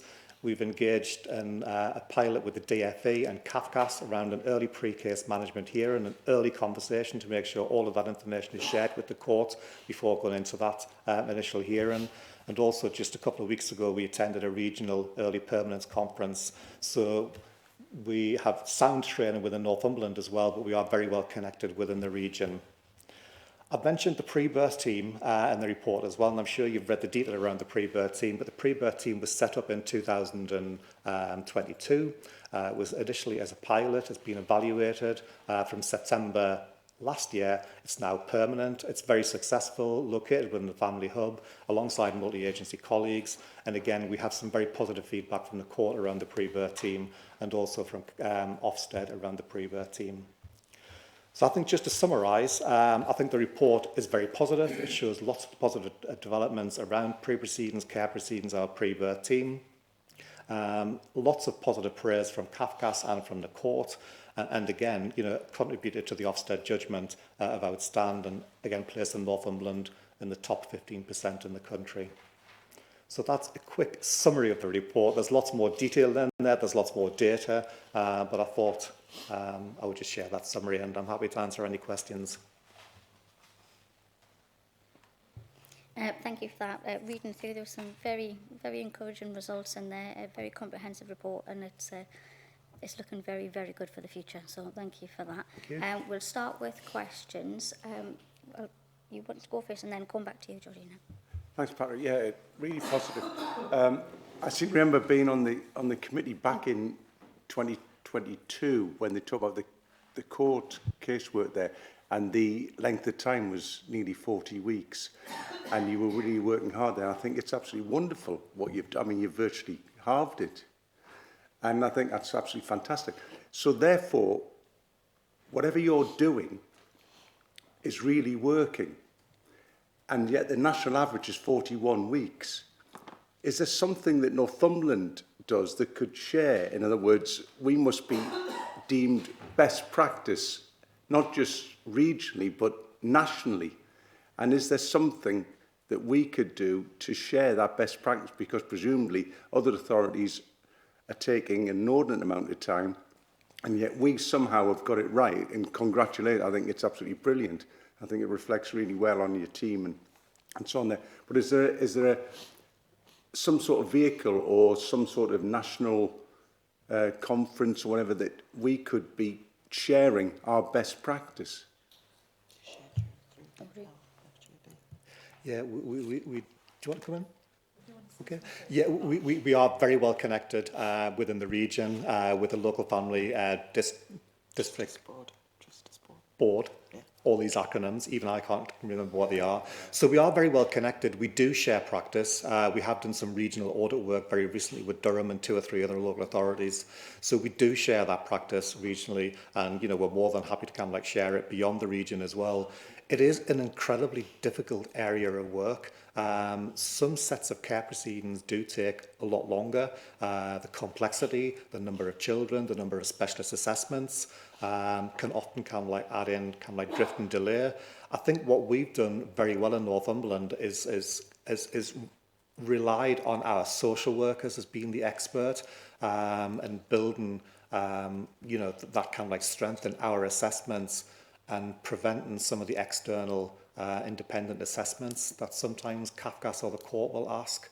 But yeah, we do share practice. We're more than happy to share practice. But it is an incredible complex area of work to reduce timescales. Looking at our timescales, it's taken us probably about 2 years to get from kind of like, you know, almost 40 weeks down to 25, 26 weeks now. So it's not quick and easy. It does take a long time. But we're more than happy to share practice as well. Thanks, Patrick. So really good question to ask, and it won't surprise you that since the Ofsted judgment, we have an awful lot of requests to be able to support help, because we've got some particular, lots of really good practice across the whole of children's, but actually we've got some particular highlights, and this is one of the areas of highlight. I think Patrick's absolutely right to talk about the system and making sure that our frontline team and staff on a daily basis are the loud voice within this, and they're doing the shaping. Really, really important, and that certainly helped both some regional partners. They've taken that away and will continue to be asked to help more and more nationally. I would want to assure the committee that what we won't be doing is spreading ourselves too thin, as can happen at the time of getting a really good judgment. It's really important that we remain focused for our families and children in Northumberland, and make sure that the staff are able to discharge their duties to the best of their ability. Some great numbers in there. Patrick's right, the system over time, it takes us a little while to get there, but it's great actually that we've got committee members who've been here over that particular journey time as well, and I've heard some different circumstances. So thank you for the acknowledgement on behalf of the team. Thank you. Even still, I'd say 2 years was quite impressive. So, yeah, well done on that one. Councillor Hill. Thank you. This all seems very positive, and there's obviously lots of excellent work being done. I just wanted to ask something that I'm just about to come to that's in the report, but first just some feedback. I do come across families with really complex needs, and a lot of the time, and I presume, I think, you know, we've been in contact with a social care worker, and they're not. So the suggestion is that some, you know, that's slipping down the, are they being picked up? Are they slipping under the radar? Which brings me to point 6.2 about and care proceedings, saying that the vast majority of these children originate from the south east, central and west areas of the county. Now, immediately you probably think that's what this sort of population centres are, you know, more densely populated. But just from what I previously said, am I right to have some concerns that maybe in the north that there's some that aren't being detected and slipping through the net? No, I think it's a fair question, but you know, all of the teams are appropriately staffed. All of the teams have the appropriate training. I think the proportion from the smaller teams, the north and the west, and more rural teams, are appropriate. So we do have pre-proceedings and care proceedings within the north and the west of the county, but just not as many, purely because of the number of children and young people who are open in the southeast and central areas. So yeah, the smaller teams are definitely not lost. They're definitely not forgotten about. They're very well connected with other teams, with other management, with our legal team as well. But you would just naturally expect to be smaller numbers of care proceedings in those smaller teams in those rural areas.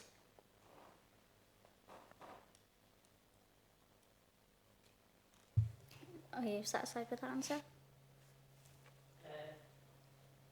Yeah, I mean, I think that a lot of families do, and people do slip through the net. But that, I mean, that I know that's a sort of challenging thing because you know you're not psychic, you don't know the problems behind closed doors. But it's just, and if I could just give one other piece of feedback as well, I find that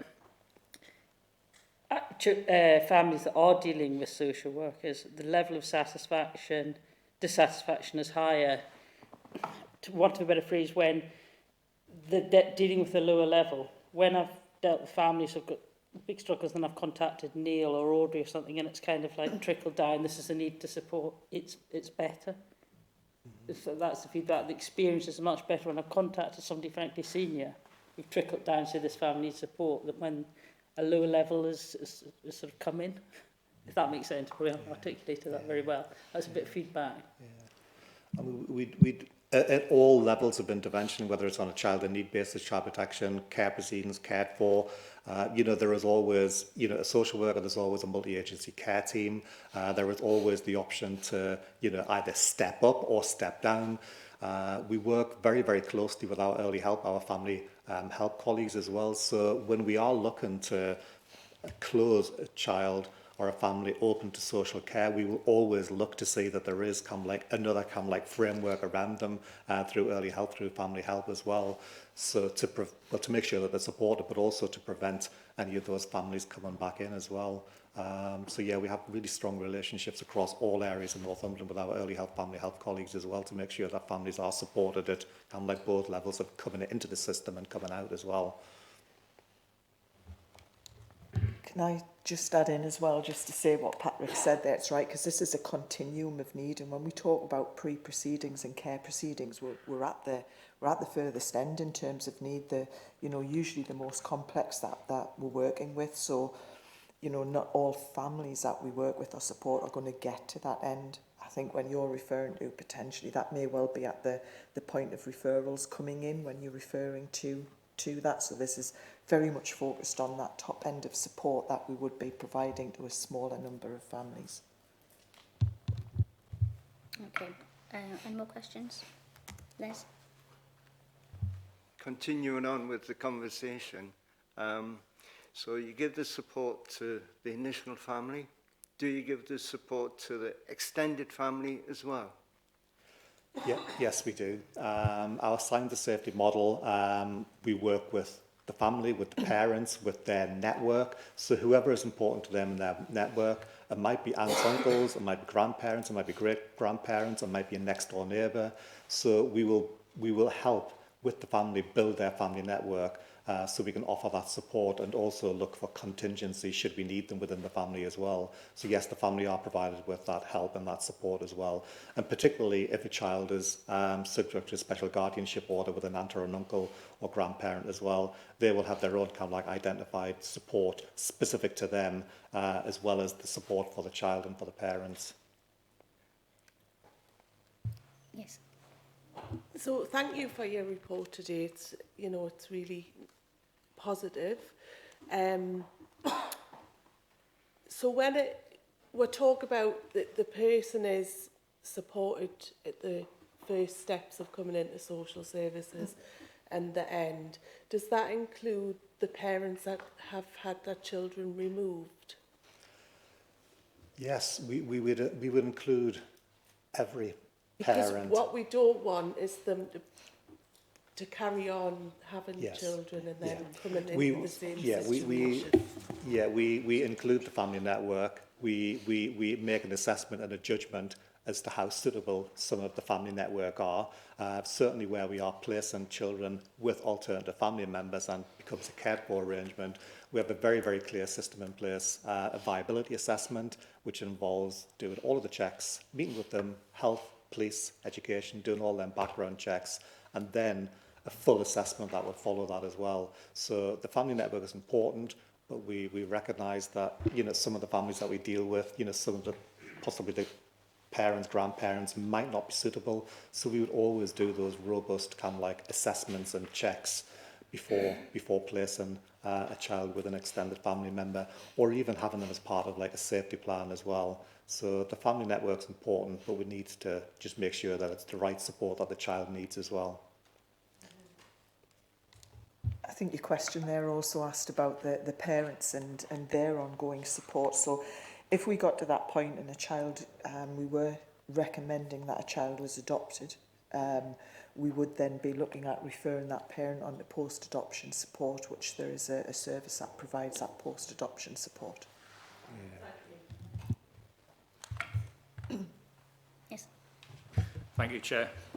Well. Again, we have another report that comes to this committee which shows significant improvement and exceptional results when measured against not only, you know, the rest of our colleagues in the North East, but nationally as well. But it's not just about the figures and the targets and the results, because this relates to the actual individuals and the families, and that's what it's about. It's the help given to them to improve on their situation. So it's not about numbers. It's about those individuals. But there's something in here which really saddens me and I find extremely worrying. And that's 7.2, where it says we've seen an increase in the number of non-accidental injuries to babies and chronic neglect referrals. And I find that, you know, quite disturbing. But rather than start asking for figures and percentages, it does say that an audit activity around these referrals will be completed in autumn 2024. Would there be a report coming to this committee, or would it go to Safeguarding? That's what I wanted to ask. That work has been completed by NCAS, by our Safeguarding Board. So if it was felt appropriate, then we could bring the report back to here or to the Safeguarding Board as well. I think if Chair's happy, we could provide a briefing that we could share with members for information. Yes, please. I'd just be interested in what work's coming out of that, and you know, what sort of support and improvement work can come from that, because it is quite disturbing to see that. It's interesting that you mentioned that. We have had lots of discussions within the region around those types of cases, and also with the lead judge. And I think a lot of authorities in the region as well have experienced something similar as well, but we have done an audit of work. And it's interesting looking at those children, babies, who there were significant injuries to. The vast majority weren't known to us at all. They weren't known, weren't open to early help, family help, or children's social care as well. But we've done that work with multi-agency partners, and I'm more than happy to bring the themes that have come out of that piece of work as well, and any recommendations. Just to say that was a key theme identified by the Northumberland Children's and Adult Safeguarding Partnership, and that's where that review work has been undertaken. You're absolutely right, and Patrick has confirmed that it isn't specific to Northumberland, region-wide. Clearly we collaborate across the region. There are other areas seeing that as priorities. We also work together with the Tyne and Wear Safeguarding Partnership, Tyne and Wear Northumberland Safeguarding Partnership, and we are just reviewing the key priorities and where we'll take forward, and that will be part of the review. All of the business managers of safeguarding will be considering what the regional priorities look like, as well as the individual constituent local authorities. But certainly that review report, as soon as that's complete and gone through the governance process with NCASP, I will make sure that that comes to Rebecca and is shared with committee members. I think one of the dangers of a sentence like that, an increase in the number, when you've got no context, you've got no comparisons. So I think that's something that maybe if you're going to put a sentence like that in, it might be essential to put in the actual number, because, you know, what is it? 1 to 3, or is it 1 to 43? You know, it's that sort of vagueness that it is single digit. That's what I'm saying. So it's single digit. So that's something that straight away just, I mean, each one is a tragedy. But I expect it just for context. I think it's important. Any more questions or statements? No, thank you. Right, we will move on then to the report of the Schools Improvement Team 23-24, and that will be delivered by David. Yes, of course. Thank you for today.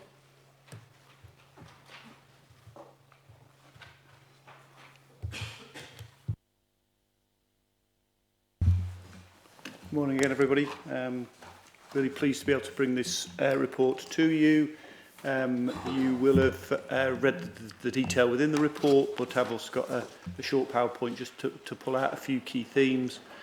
Following that, we'll obviously take some questions. So it's both myself and Dave Cookson is the head of the school improvement team. So hopefully between us we'll be able to respond to anything you'd like to add.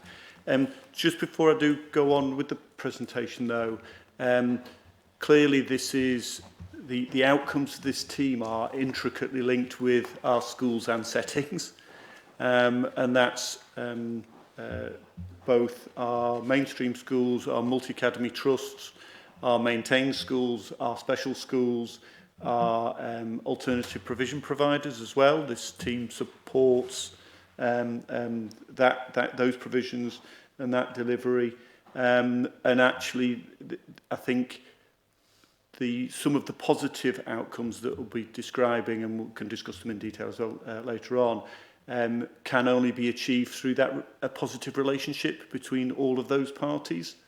The schools obviously and settings do a lot of the day-to-day delivery, but we are absolutely, this team are absolutely shoulder to shoulder with those schools, supporting them with their challenges, and today doing a little bit of celebrating some of their successes as well. Oh, back. There we go. So the purpose of this report is just to provide facts with an overview and assurance of the work related to the school improvement taken by the team across last academic year, although I will refer to some previous years as well, because it's possibly important to see the journey that this team has been on. There are a number of key issues, some more detailed in the report, but these ones that I particularly wanted to highlight, they're not connected necessarily, they're a bit disparate in terms of their points, but these are areas of ongoing thought processes for the team and for myself as the head of that team. School performance, as measured by Ofsted outcomes, is the highest it's ever been. Okay, we'll mention something about a time 10 years ago when that was far from the case, and that there were some significant weaknesses both within the school improvement team at that point and within the schools across Northumberland, and a lot of them were struggling at the time in order to be able to get outcomes that they felt reflected the true measures of their school. And there was a real conflict with the Ofsted framework of the time. I'm not going to debate whether that was a positive framework or not, but we were in a very different place collectively as a partnership. And then something less positive, but absolutely bang up to date. At the moment, we have looked at our last year's Key Stage 2 results, so the results at the end of the primary sector, which have traditionally been quite strong results, both compared to national and compared to our regional partners. But actually, this year, those results were not as strong. So again, I suppose I'm highlighting that here because I just want to emphasise the transparency within this area of work, and that though there are lots of positives we will talk about, but I think it's also important to talk about some of the challenges that are across the sector. This is the challenges that schools have, and in our direct support of schools, the challenges we have, because we share those challenges. And the other element to point out is that I think it was 4 years ago it was started to be phased out, but there was a school improvement grant which came from central government, which was about 50% of the funding for the team at that point in time. It was reduced by 50%, then down to 25%, and there is now no central government grant to support school improvement via the local authority. But what the council had decided in times past was to actually fill that gap so that the team could continue at the capacity that it was at. There was a recognition of where they'd gone to. And I think that it's a key issue to recognise that that funding has continued to have an impact, a really positive impact on our schools and obviously on the young people that attend them. Background I mentioned slightly, back to 10 years ago, there was a focused inspection of Northumberland schools by Ofsted. I think it was 17 schools were inspected in a 2-week period, and the outcomes of those for those schools were, not in every case, but in too many of those schools, there were poor outcomes. And that was the reflection. The reflection at the time was the local authority didn't know its schools and it wasn't able to support them to make the progress that was needed. Thankfully, and I think the report indicates that we're far from that position now. The journey has taken 10 years, though. The remodelling of the service in 2014, and it's continued to model and refine itself to make further improvements. And I remember over that time period, so as a head teacher actually, at that particular point in time, I recognised the shift.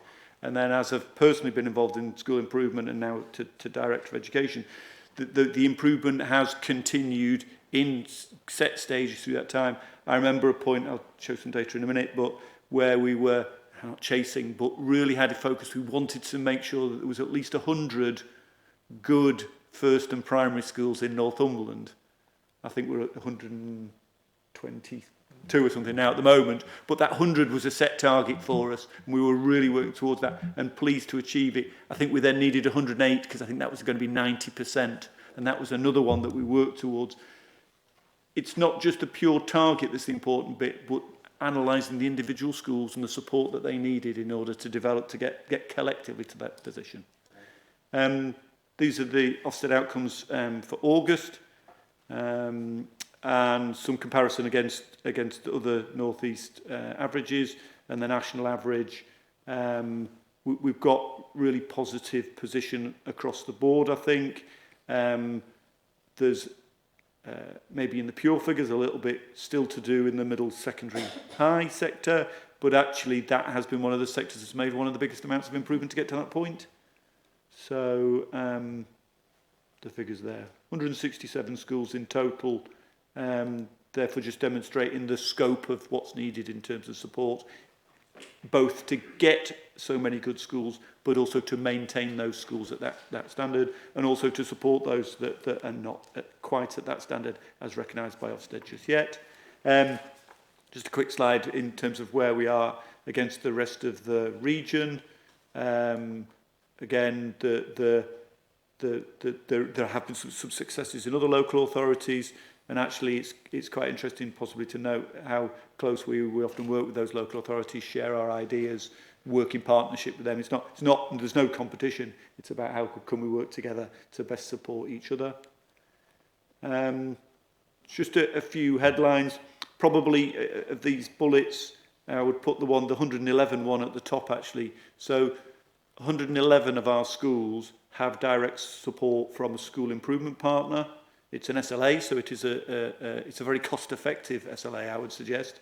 It's very low in cost, and we work hard to keep it low in cost for schools. But what that will ensure is they get at least 3 days visits and at least 3 reports, which are reports written for the governing body, so that the governing body has an external viewpoint at the school, and therefore will be able to, if they need to, challenge and reward the staff and the leadership of the school in particular. So I think that 111's it's been pretty consistent, Dave, with into that, and those 111 include all types of schools. So that there isn't necessarily a pattern of one thing or another, but they could. We've always had a mantra in terms of the quality of leadership being one of the key drivers for the quality overall of the school. And therefore there has been, continues to be a lot of investment in support for head teachers. That continues to be an exceptionally pressured job, always has been, but continues to be so. And it's quite right that the school improvement team focus a lot of time on supporting those. We've got a number of different programs that do that. We also, there has always been and continues to be a program for new head teachers. We've done really well actually in recruiting some really high quality individuals to come into Northumberland. Sometimes they're already deputy heads or working in Northumberland schools, but sometimes they come in from other local authorities as well. But, you know, with anyone starting a new job, there'll be some areas they know better than others, and there'll be some areas that they've already identified they need to work on. And most of them have our school improvement team and a school improvement partner who will work directly with them on their professional development to ensure that the schools are as supported as possible. And then, like I said, the others are just some numbers of the bits and pieces that take place through the year. The 57 training events directly run by the school improvement team. There is a training calendar which is informed by the schools. The schools tell us what it is within their development plans, and we know a lot of it anyway because we're working directly with their schools and school, and that informs the training. And that training will be across the board, leadership right the way through to support staff, class teachers in between, subject leaders, a lot of moderation and assessment training as well, which we have a bit of a statutory role to fulfil. And the very last thing that's listed on the bottom there, the views of the Northumberland Education website, the fact that that website is now becoming the one-stop shop for all things education, and that whether it's the Send tab or the School Leaders tab or the e-courier for regular weekly updates, it's an absolute central position for the schools to access at all areas, and also for governors in particular as well. Actually, that very important part of school improvement is improving the governing team as well. I don't want to miss them out.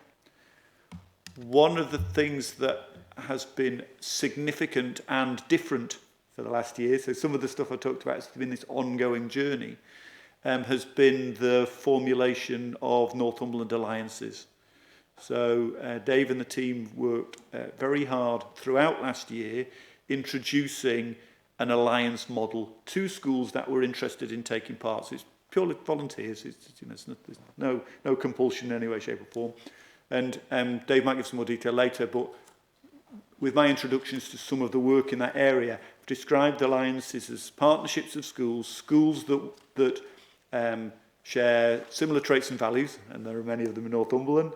Some of them share a geographical location, some of them will share a phase or a rural status, etc., etc. But it's for them. Dave and the team have coordinated with schools who'd like to work closer with other schools, peer-to-peer support, and actually allocated those schools into groups. I like the model. I like schools working together. Of course, there's strengths from all schools to share with others. Also particularly important for a lot of our rural schools, whereas if there was, for example, a staff absence or a maternity leave, sometimes that could be a really key member of staff not available anymore. Was that their Senko? Might be the head teacher.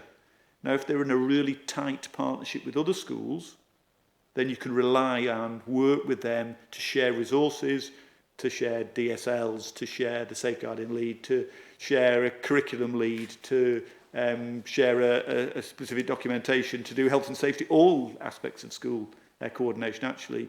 And being part of a really tight family in agreement enables those resources to be shared and multiplied.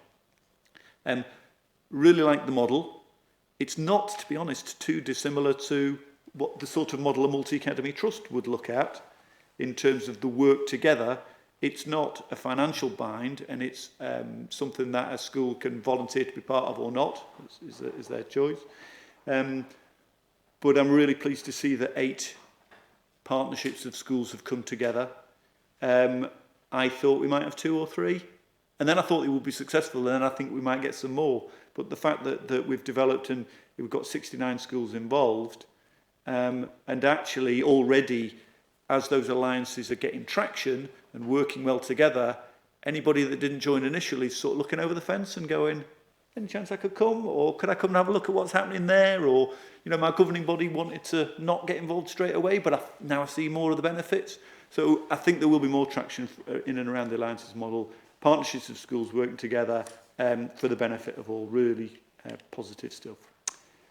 So, the conclusions and then open to questions.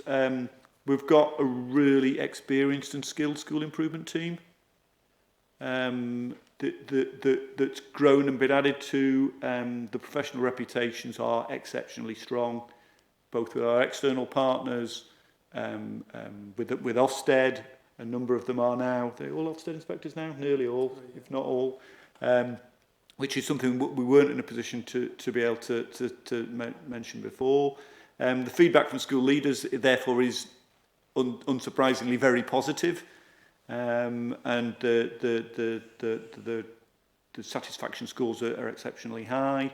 The training that I mentioned before continues to be focused around school needs. It's evidence-based and well received by participants. Challenge and support is there within the school development plans, and Ofsted are recognising that the school was helped, supported, challenged in a particular area, and then they're seeing the school themselves drive forward that improvement, and they are recognising that, therefore, as a strength of the school. A school that has improved is clearly stronger than one that's maintained where it was, maybe. Ofsted gradings as an outcome have become higher, though that hasn't been our sole gain, but our sole aim, sorry. It's about the quality that's been delivered, but it's a good reflection, I think, of the quality that's there. And another mention of the funding there. It has been vital in supporting this work. And now the local authority does have a very firm and comprehensive view of the strengths and weaknesses of all of the schools within Northumberland, which is something I said that wasn't there 10 years ago. We're open to questions, if that's okay. Thank you for that. Any questions on the floor? Yes. Thanks, David. I think this is great work. The role of the school improvement team is super important, especially maintaining those links with academies. And I like the trust model much more than the multi-academy trust model, in my opinion. I'm just wondering, I remember being here 2 years ago and hearing about the declining funds for this incredible team. And I'm just wondering if that has been, Councillor Daly took it to Cabinet, And I'm just wondering if that money has been ring-fenced or reserved within the education budget in the medium to long-term plan for the council. So I'm happy to say that that remains within the budget overall at present. Any more questions? Thank you. Just a quick one. Well, an observation and just a request for a bit more information. It's when there's lots of obviously good news about this, quite evidently. I don't know how you get around that, because you need to sing about good news, really, don't you, in local authority and public, and everyone are apt to criticise. So you do need to sing about it, but it is quite difficult when you're reading about the good news when you're associated with a school that's still really struggling. I don't know what the answer is to that, but just from the observation, I think, imagine if I'm a parent of pupil in a school in my area that's still really struggling, and you're hearing about all this. Oh, we're doing wonderful. Let it go, let it go. So that's the sort of observation part. I don't know the way around it about the communication, but just bear in mind there is that. And it's often hard if people around you doing really well and you're struggling. So the struggling schools. And then just the question, I was interested to see in 5.3 about how the COVID pandemic disproportionately affected pupil performance in the North East. I mean, I'd be interested to why that is and what the analysis is of that situation. There are strengths at all of the Northumberland schools, and I think your point's well made in terms of we are all aware that sometimes, say a negative Ofsted outcome, the impact that can have on a school in terms of trying to rejuvenate and move on. But actually, even we currently have no inadequate schools in Northumberland. I didn't mention that was the case, and we have done historically. Now, it's really difficult to find that there'll be limited positives, very limited positives in an inadequate report, but actually for those schools, the small number of schools that we've still got that currently judged as requires improvement at their last visit, doesn't mean they requires improvement today, mind, because they've not been inspected today, if that makes sense, but were at their last visit. Even for all of those outstanding reports, which we clearly go through with a very fine-tooth comb, meet with Ofsted privately to discuss the strengths and weaknesses of that report, because we want additional input into that. Every single one of the Northumberland schools at the moment that's got an RI judgment does have a significant number of positives within. So the reports themselves, if you read through, and maybe some that are close to your heart, you'll find that each paragraph in that particular report, if memory serves right, except for one, starts with a positive action that's going and a positive impact on learners at the school. There's obviously work to do as well, and nobody's saying that isn't the case. But the fact that we knew those areas of improvement beforehand, work closely with the schools, whether they've got a school improvement partner from us or not, and the track record is that we do get those schools to make incremental gains to get to a position where they are the best they can possibly be. It's interesting because I remember when Berwick Academy did get original damning Ofsted report, and in a funny way I was pleased that happened, because sometimes you need to highlight how bad something is so you can sort of improve it. But what was depressing about that was parents were saying, their pupils were saying, sorry for sort of saying, I'm at a crap school. Really disheartening. And it was crap, but just because it was officially designated as being crap, it was quite deflating for all those associated with the school. But I was just thinking more of the sort of wider point, saying how well we're doing in Ofsted and so on, and for those that still got a bit to go, put it that way. Yeah, I would just hark back to the fact that those inspection judgments were on that day, and the more days we are away from that, I'm hoping that our track record demonstrate the improvements that will have taken place at all of those schools, because we've done it at everywhere else that was in that boat. Even to one of our schools, the last one that was inadequate, actually, the support from the school improvement team, there was a board that went in and sat and oversaw that school, And we were looking at, I think, less than 18 months later, they were re-inspected to good. So that was quite a dramatic turnaround in a short period of time. The COVID point, statistically, is the case, is that officially reported outcomes in the North East both went down more following COVID and the reintroduction of the full assessment system. And since that point, the rest of the country has improved more than the North East has collectively. There is a bit of a million-dollar question there, but it's probably related to...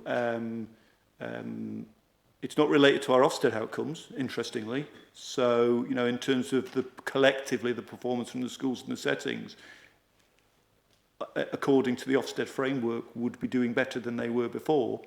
But I think there has been, in pockets in the rest of the country, areas with higher proportions of inequality. They might be the hotspots in other local authorities, whereas in the North East, there is a higher degree of inequality than in other areas of the country. And that's the section who statistically would look at the minute have been more affected by COVID and less able to bounce back as swiftly as other areas.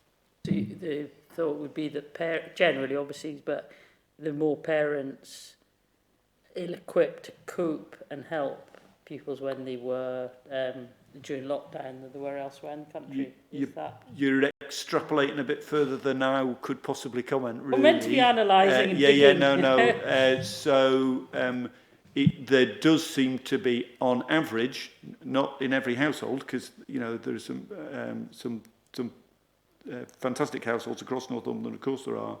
But what the statistics would have demonstrated at the moment is that the poorer areas of the country struggled more during COVID and are struggling to bounce back from an academic outcomes perspective. I mean, it is an interesting, and it would be interesting to hear more and what it says about our area. I mean, it's obviously the whole North East, rather than, but it would be, I don't know what avenue, but it would be interesting, a wider quality agenda and everything to dig into why that is. Because it is worrying that that's happened. Not anticipating, touch wood, another COVID and lockdown, but just what that, the other things that indicates.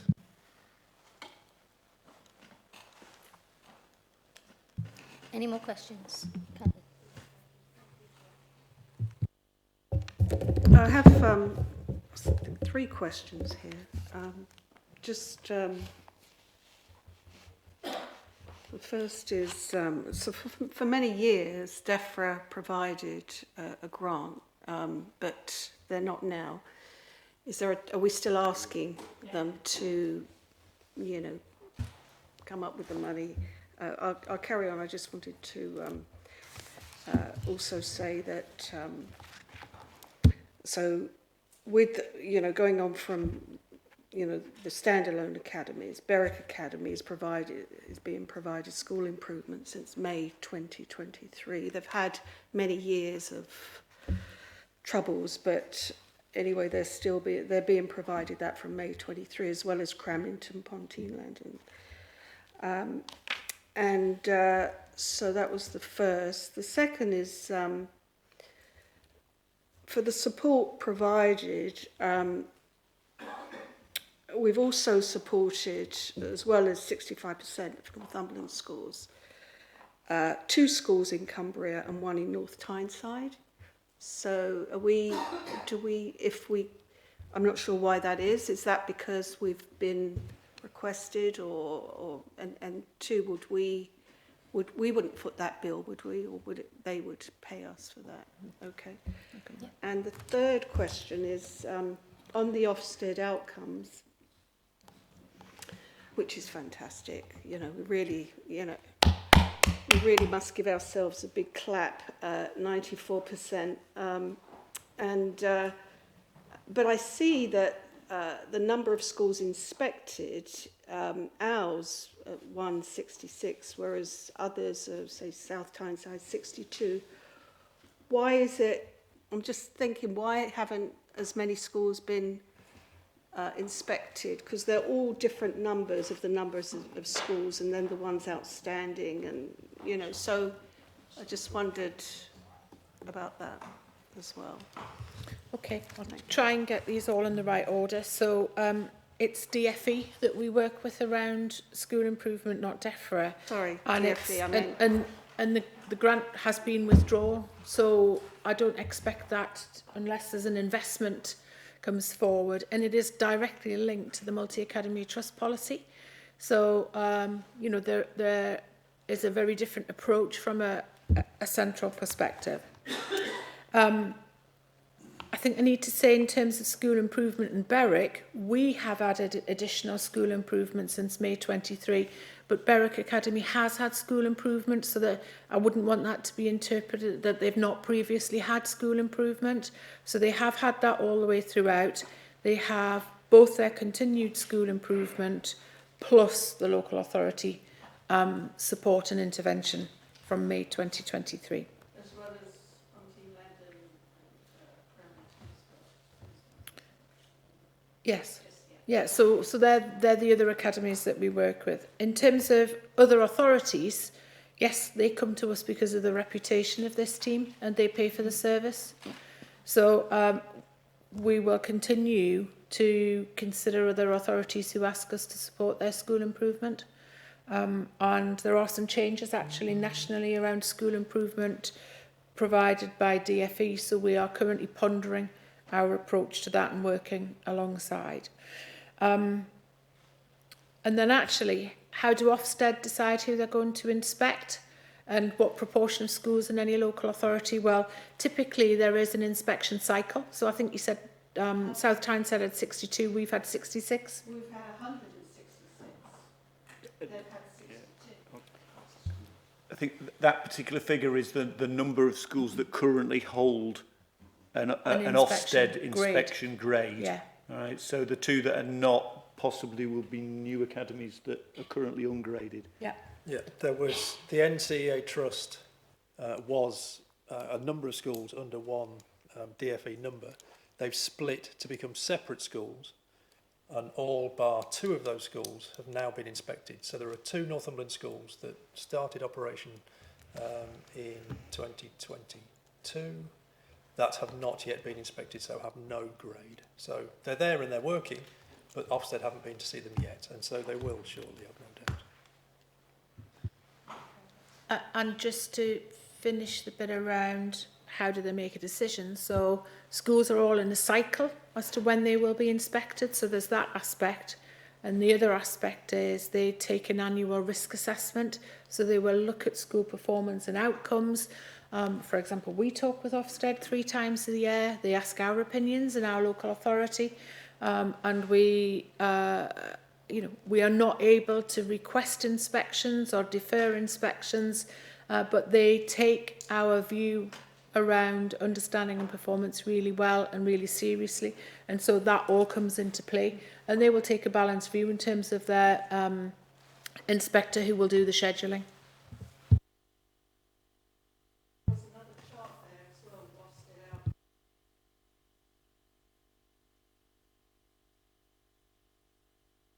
So, well done.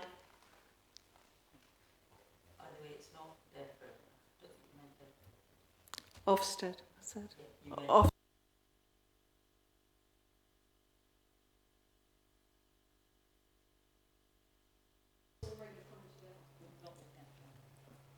I mean, we do have a lot of sheep in schools, but it's not quite the same. Yes. I'll go with you first and then yourself. Yeah, David, I remember 2013 and probably still bring out in a cold sweat. Just out of interest, on the 527 on the list there, should Bishop Wilkinson Trust be on that?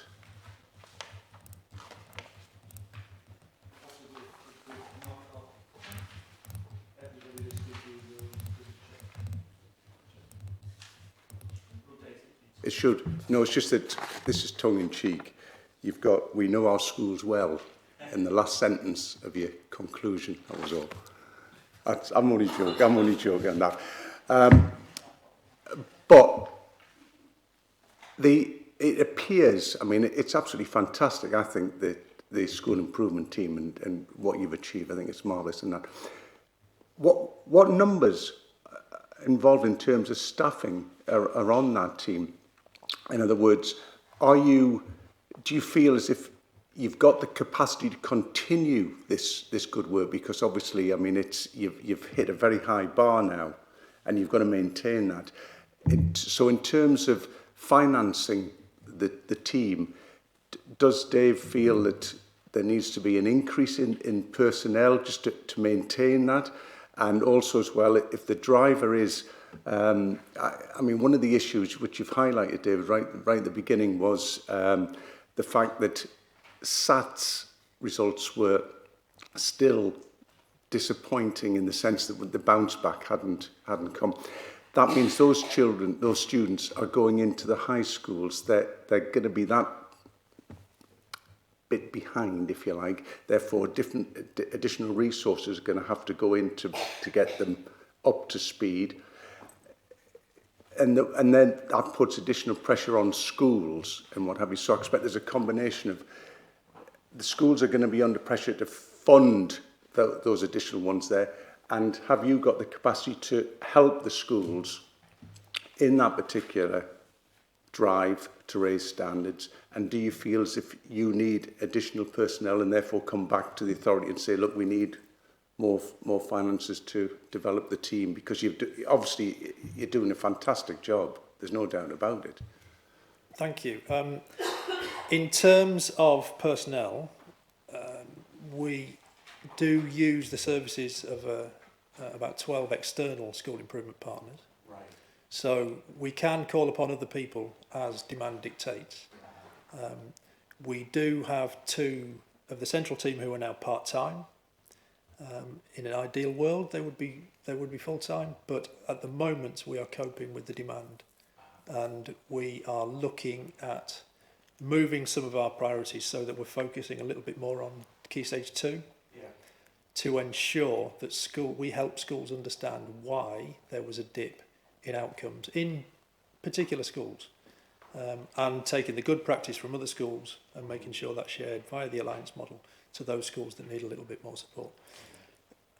I mean, ultimately, that we can't fulfil all of the demand.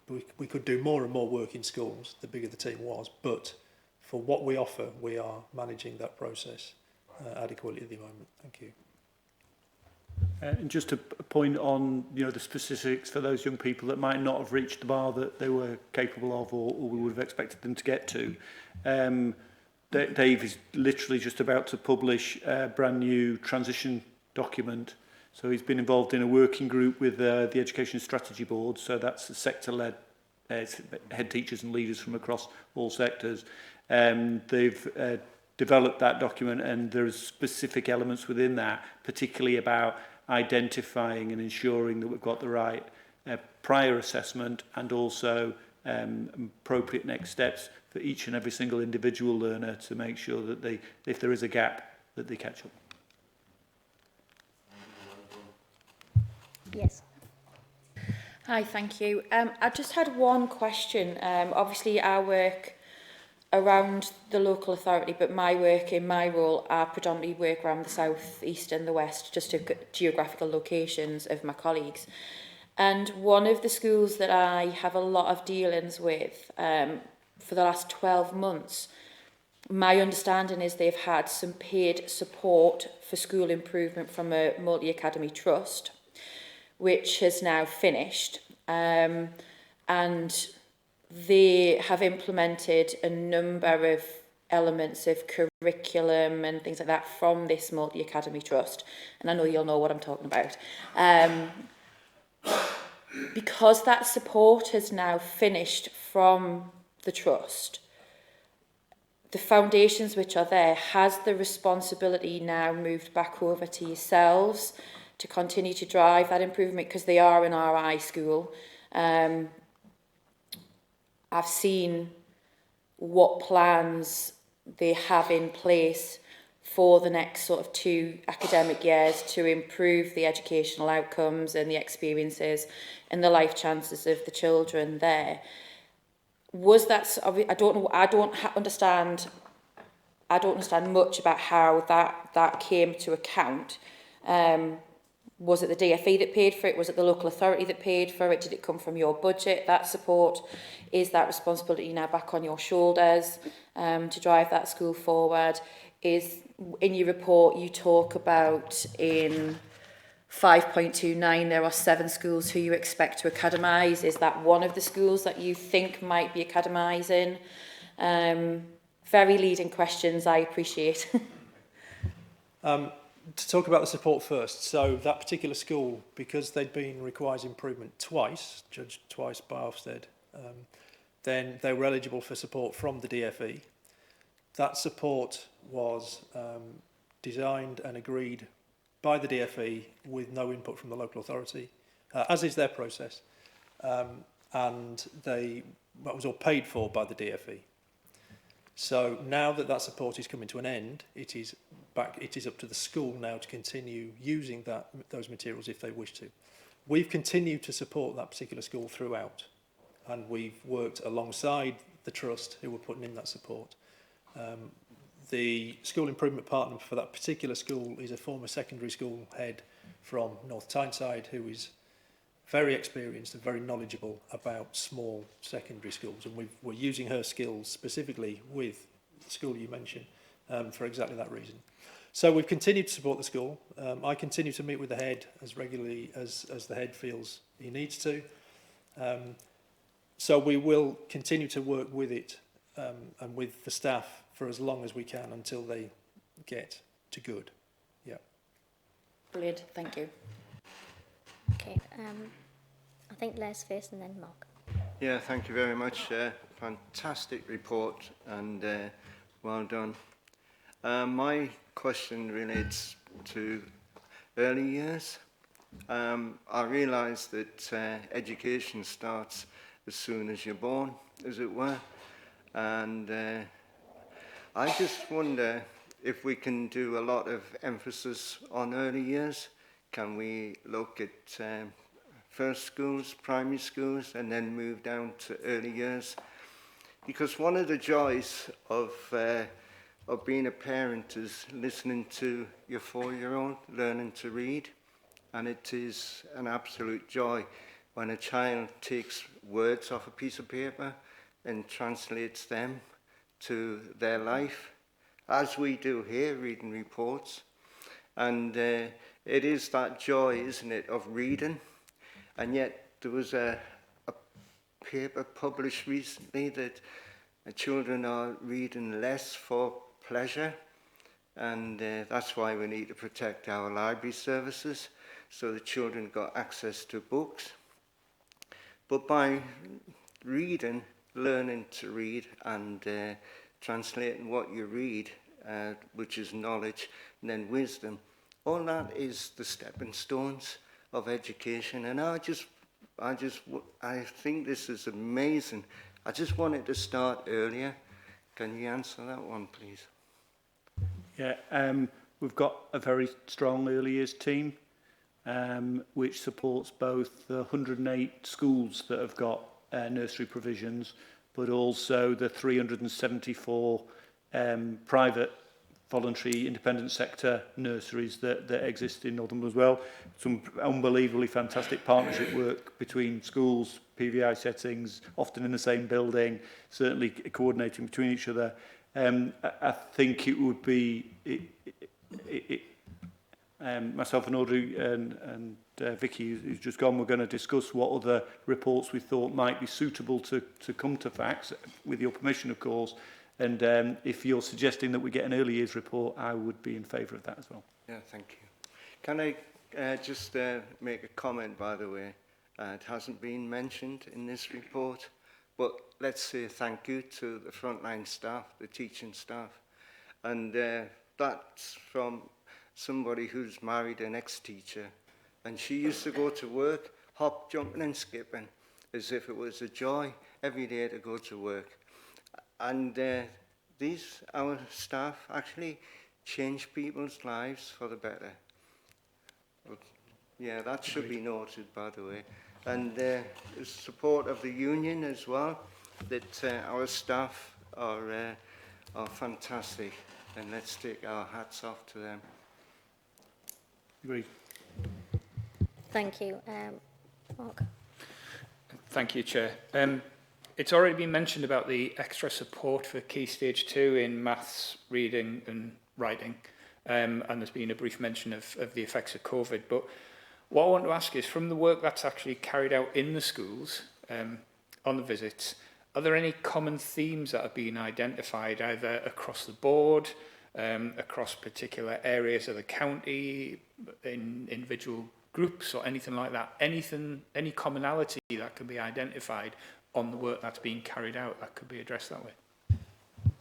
We analyse all of the reports that are written by the school improvement partners to see if there are themes. An assessment in certain subjects is one theme that has come out recently, both from Ofsted and both from the work that we've done. So we are looking at that in detail, working with groups of schools. Within the alliances, the schools in each alliance are deciding what their collective priorities are, so that they're working together on what geographical areas feel are their weaknesses. So yes, we've got the top level, we've got the alliance level, and then depending on the needs of the school, we'll send certain people in, depending on what the needs of those schools are. So the idea is that we know exactly what each school needs, and we're finding the right people to work on them. If that's at a higher level, we'll do training events to get as many schools across as possible. If it's a more regional level, we will work alongside the alliances to provide whatever support they need.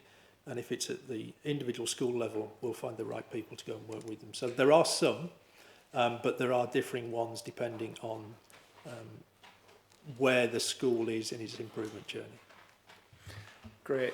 It's good to hear, because it'd be interesting to see if there's a theme around struggling with a curriculum issue or a process issue or an issue with the authority or something like that, that we can do a combined approach with. As against, as you've just mentioned there, it's just one thing with one school that you have to tackle. If it's a bigger picture that you're starting to identify, then maybe it's even something that we then take back higher to say, look, this isn't working. And it's not just one school, there's a pattern across a wider picture. But I'm pleased that you're saying that it is something that you look at as well. Yeah. Thank you. And the vast majority of, you can find schools that do things well that other schools need support with. And that's the point, is to try. It's not all about the school improvement team doing the improving. We want to make sure that the schools are learning from each other as much as possible. So that's the kind of mantra that we have, is to find the schools where it works. There doesn't tend to be things across the board, because even though Key Stage 2 results are underwhelming, there are some schools that have done exceptionally well. So it's making sure we get the best from them to take to those schools that don't or haven't performed quite so well. Okay, thank you. Are there any more questions? No, wonderful, thank you. Right, we will move on to the next item, which is report of the scrutiny officer. The committee is just asked to note the forward plan and also the work programme. I trust we've all had time to read through that. Has anybody got any questions? Mark? Thank you, Chair. It's with regards to the work programme. I'd like to request a report added into there, please. I appreciate that we do have a finance and performance 6-monthly report, but I would like to ask that we have something a bit more in depth.